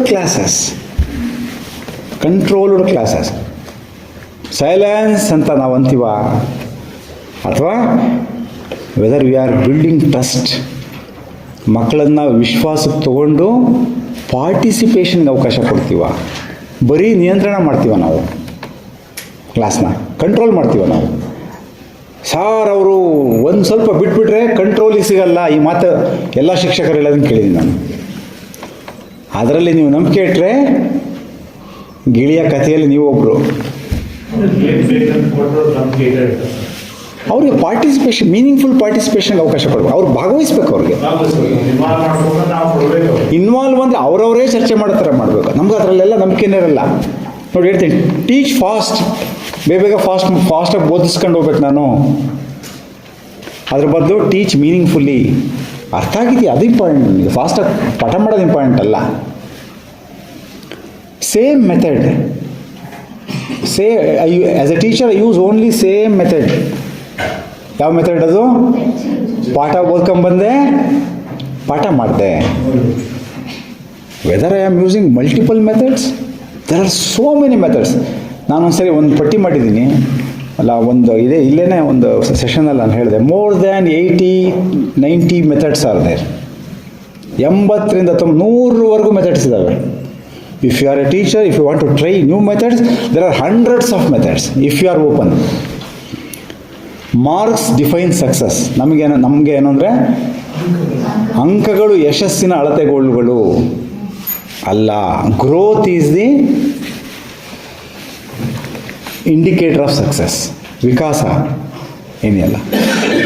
ಸೊ ಅದರಿಂದ 2 ನಿಮಿಷ ಟೈಮ್ ಇದೆ. ನಿಮ್ಗೊಂದು ಸಣ್ಣ ಹೋಮ್ವರ್ಕು, ಸುಮ್ಮನೆ ಥಾಟ್ ನೀವು ಮಾಡಿದ್ರೆ ಬಿಟ್ರಿ. ನೀವು ನಿಮ್ಮ ಒಂದು ಟೀಚರ್ ಜರ್ನಿಯಲ್ಲಿ ಯಾವ ಒಂದು ಅಂಶನ ನಿಲ್ಲಿಸ್ಲಿಕ್ಕೆ ಬಯಸ್ತೀರಾ? ಗಿಳಿ ಕತೆ ಕೇಳಿದ್ರಿ, ಚರ್ಚೆ ಮಾಡಿದ್ವಿ ನಾವು. ಸಾರ್ ಗಿಳಿದೆಲ್ಲ ನೋಡಿದ್ವಿ, ಭಾಳ ಬೇಜಾರಾಯಿತು, ನಮ್ಮ ಬಗ್ಗೆ ನಮಗೂ ಸ್ವಲ್ಪ ಕನ್ನಡಿಯನ್ನು ಇಟ್ಕೊಂಡಿದ್ದೀವಿ ನಾವು ಅಂತ ಅನಿಸಿದರೆ, ಯಾವ ಒಂದನ್ನು ನೀವು ನಿಲ್ಲಿಸೋಕ್ಕೆ ಪ್ರಯತ್ನ ಮಾಡ್ತೀರಿ? ಗಿಳಿ ಕಥೆಯನ್ನು ಇಟ್ಕೊಂಡು, ಇವತ್ತಿನ ಚರ್ಚೆ ಇಟ್ಕೊಂಡು, ಯಾವುದು which is the one practice that you want to stop? ಇಲ್ಲ ಸರ್, ಇದನ್ನು ನಾನು ನಿಲ್ಲಿಸ್ತೀನಿ, ಅದನ್ನು ಇನ್ಮೇಲೆ ನಾನು ಟೀಚರಾಗಿ ಅದನ್ನು ಮಾಡಲ್ಲ ನಾನು. What is that? ಒಂದು ಬರೀರಿ, ನಿಮ್ಗೆ ನನಗೆ ಹೇಳದೇ ಇದ್ರೂ ಪರವಾಗಿಲ್ಲ, ಬಂದ್ರಿ. What is the one practice you start? Sir, ಇದನ್ನು ನಾನು ಒಂದು ಮಾಡ್ತೀನಿ, ನಾನು ಇದನ್ನು ನಿಲ್ಲಿಸ್ತೀನಿ, ಇದನ್ನು ಮಾಡ್ತೀನಿ ನಾನು. ಯಾವುದದು? Which is the one practice I continue? ಒಂದು ಪ್ರಾಕ್ಟೀಸ್ನ ನಾನು ಮುಂದುವರಿಸ್ತೀನಿ ನಾನು. ಹೇಳ್ತೀರಾ? ಜಾಸ್ತಿ ಮಗುವಿಗೆ ಭಯ ಆಗಿರುವಂತ ಕೆಲಸಗಳನ್ನ ನಾನು ಕೊಡೋದನ್ನ ನಿಲ್ಲಿಸ್ತೀರಾ? ಜಾಸ್ತಿ ಮಕ್ಕಳಿಗೆ ಏನ್ ಬೇಕಾಗಿತ್ತೆ ಅನ್ನೋದನ್ನ ಒಳಗನ್ನಡಿಯಿಂದ ನೋಡೋಕ್ ಪ್ರಯತ್ನ ಮಾಡ್ತೀನಿ. ಅಂದ್ರೆ ಮನಸ್ಸಿಂದ ಮನಸ್ಸಿಗೆ. ನೀವು ಜನರಲ್ ಆಗಿ ಹೇಳ್ತೀರಾ, ನೀವು ಮಾಡ್ತೀನಿ ಅಂತ ಹೇಳ್ತೀರಾ? ನಾನು ಜನರಲ್ ಆಗಿ ಮಾಡ್ಬೇಕು ಅಂತ ಬಯಸ್ತೀನಿ. ಅಲ್ಲಲ್ಲ, ನೀವು ಮಾಡೋದು ಇದು ಮಾಡ್ಬೇಕು ಅಂತೀರಾ? ಇದನ್ನ ಚಪ್ಪಾಳೆ ಹೊಡೆಯೋಣ ನೋಡಿ ನಮಗೆ. ಯಾಕೆ ಅಂತ ಹೇಳಿದ್ರೆ ನಮಗೆ ಬೇಕಾಗಿರೋದು ಇದು ಯಾವುದು? ಪ್ರಾಕ್ಟೀಸ್. ಇಲ್ಲಿ ಅಲ್ಲ, ನಾನು ಇವತ್ತಿನ ಸೆಷನ್ನಿಂದ at least you have to do something. That one thing, what is that one thing you stop? What is the one thing you want to start? What is the one thing you want to continue? ನೀವೇನು ಹೇಳ್ತಾ ಇದ್ರಿ? ಹಾಂ, maintaining the complete silence in the class. Maintaining the complete silence in the class. Silence ಯಾಕೆ ಬೇಕು? ಮಾಡಬಾರ್ದು ಅಂತ stop. Excellent. ನಾನು ಏನಪ್ಪ ನನ್ನ ಕ್ಲಾಸೆಲ್ಲ ಇವತ್ತೇನೆ ಉಲ್ಟಾ ಹೊಡೆದ್ಬಿಡ್ತಲ್ಲ. ಚಪ್ಪಾಳೆ. Very nice.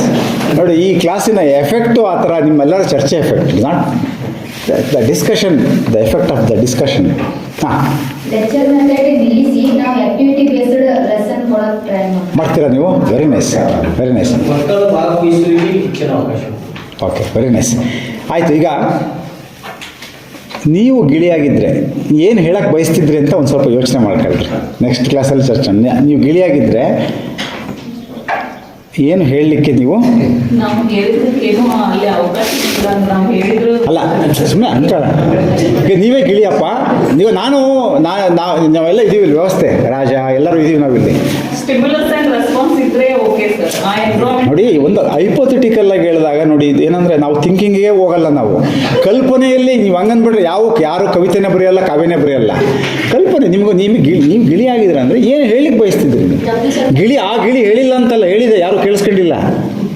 ಹೇಳಿಲ್ಲ ಅಂತ ಹೇಳಿದ್ರೆ ಅದು ಜಸ್ಟರ್ನಲ್ಲಿ ಏನೋ ಒಂದು ಅದೇನು ಹೇಳ್ತೀರಾ, ಒಂದು ಐ ಎಂಡ್ ಮೈ ಕ್ಲಾಸ್ ಏನು ಅಂತ ಹೇಳಿದ್ರೆ, ನೀವು ನಮ್ಮ ಇಡೀ ವ್ಯವಸ್ಥೆ ಏನಿದೆ, ನಮ್ಮ ಮಗು ಯಾವ ರೀತಿಯಲ್ಲಿ ಭಾವಿಸ್ತಾ ಇದೆ, ಯಾವ ರೀತಿಯಲ್ಲಿ ಅದು ತನ್ನ ಒಂದು ದಿನಗಳನ್ನು ಶಾಲೆಯಲ್ಲಿ ಕಳೀತಾ ಇದೆ ಅನ್ನುವಂಥದ್ದೇನಿದೆಯಲ್ಲ, ಅದು ಜೀವಂತಿಕೆಯಾಗಿದೆಯಾ, ಖುಷಿಯಿಂದ ಇದೆಯಾ, ಸಂತೋಷದಿಂದ ಇದೆಯಾ, ಇದು ನಮ್ಮ ಈ ತರಗತಿಯ ಒಂದು ಧ್ಯೇಯ ಆಗಬೇಕು. ಯಾಕೆಂತ ಹೇಳಿದ್ರೆ ಅದು ನಮ್ಮ ಒಂದು ಬಾಟಮ್ ಲೈನ್. ಅದು ಅಟ್ ದ ಎಂಡ್ ನಾವೆಲ್ಲ ಇರೋದೇನು ಅಂದರೆ, ಮಕ್ಕಳು ಖುಷಿಯಿಂದ ಇದ್ದಾರಾ, ಖುಷಿಯಿಂದ ಕಲಿತಾ ಇದ್ದಾರಾ, ಕಲಿತಾರೆ, ಕಲಿಬೇಕು, ಆದ್ದರಿಂದ ಖುಷಿಯಾಗಿರಲ್ಲ, ಖುಷಿಯಾಗಿದ್ದರೆ ಕಲಿಯಲ್ಲ ಅನ್ನೋಂಥ ಒಂದು ನಂಬಿಕೆಗಳೇನಿದೆಯಲ್ಲ, ಅದನ್ನು ಬಿಟ್ಟು ಮಕ್ಕಳು ಒಂದು ಜೀವಂತಿಕೆಯಿಂದ, ಚೈತನ್ಯದಿಂದ, ಖುಷಿಯಿಂದ ಅವರು ಆ ಒಂದು ಜರ್ನಿ ಏನಿದೆಯಲ್ಲ, ಯಾಕಂದರೆ ಸ್ಟೂಡೆಂಟ್ ಲೈಫಲ್ಲಿ ಒಂದು ವರ್ಷದಲ್ಲಿ 220-330 ದಿನ ಕಳೆಯುತ್ತೆ ಮಗು ಅಂದರೆ, ಸುಮ್ಮನೆ ಊಹೆ ಮಾಡ್ಕೊಳ್ರಿ. ಆ ಒಂದು ಪೀರಿಯಡ್ಡು ಅದು ಮಗುಗೆ ಕಷ್ಟ ಅನಿಸಿದ್ರೆ, ಬೇಜಾರು ಅನಿಸಿದ್ರೆ, ಅಂತಹ ಎಷ್ಟು ಪೀರಿಯಡ್ಗಳು, ಅಂತಹ ಎಷ್ಟು ದಿನಗಳು, ಅಂತಹ ಎಷ್ಟು ವರ್ಷಗಳು ಆ ಮಗು ಸಹಿಸ್ಕೋಬೇಕು. ಆ ಮಗು ಎಂಥ ಅಡಲ್ಟ್ ಆಗುತ್ತೆ ಅದು. ಸೊ ಇಷ್ಟು ಹೇಳಿ ನಾನು ಇಷ್ಟ. Thank you so much sir.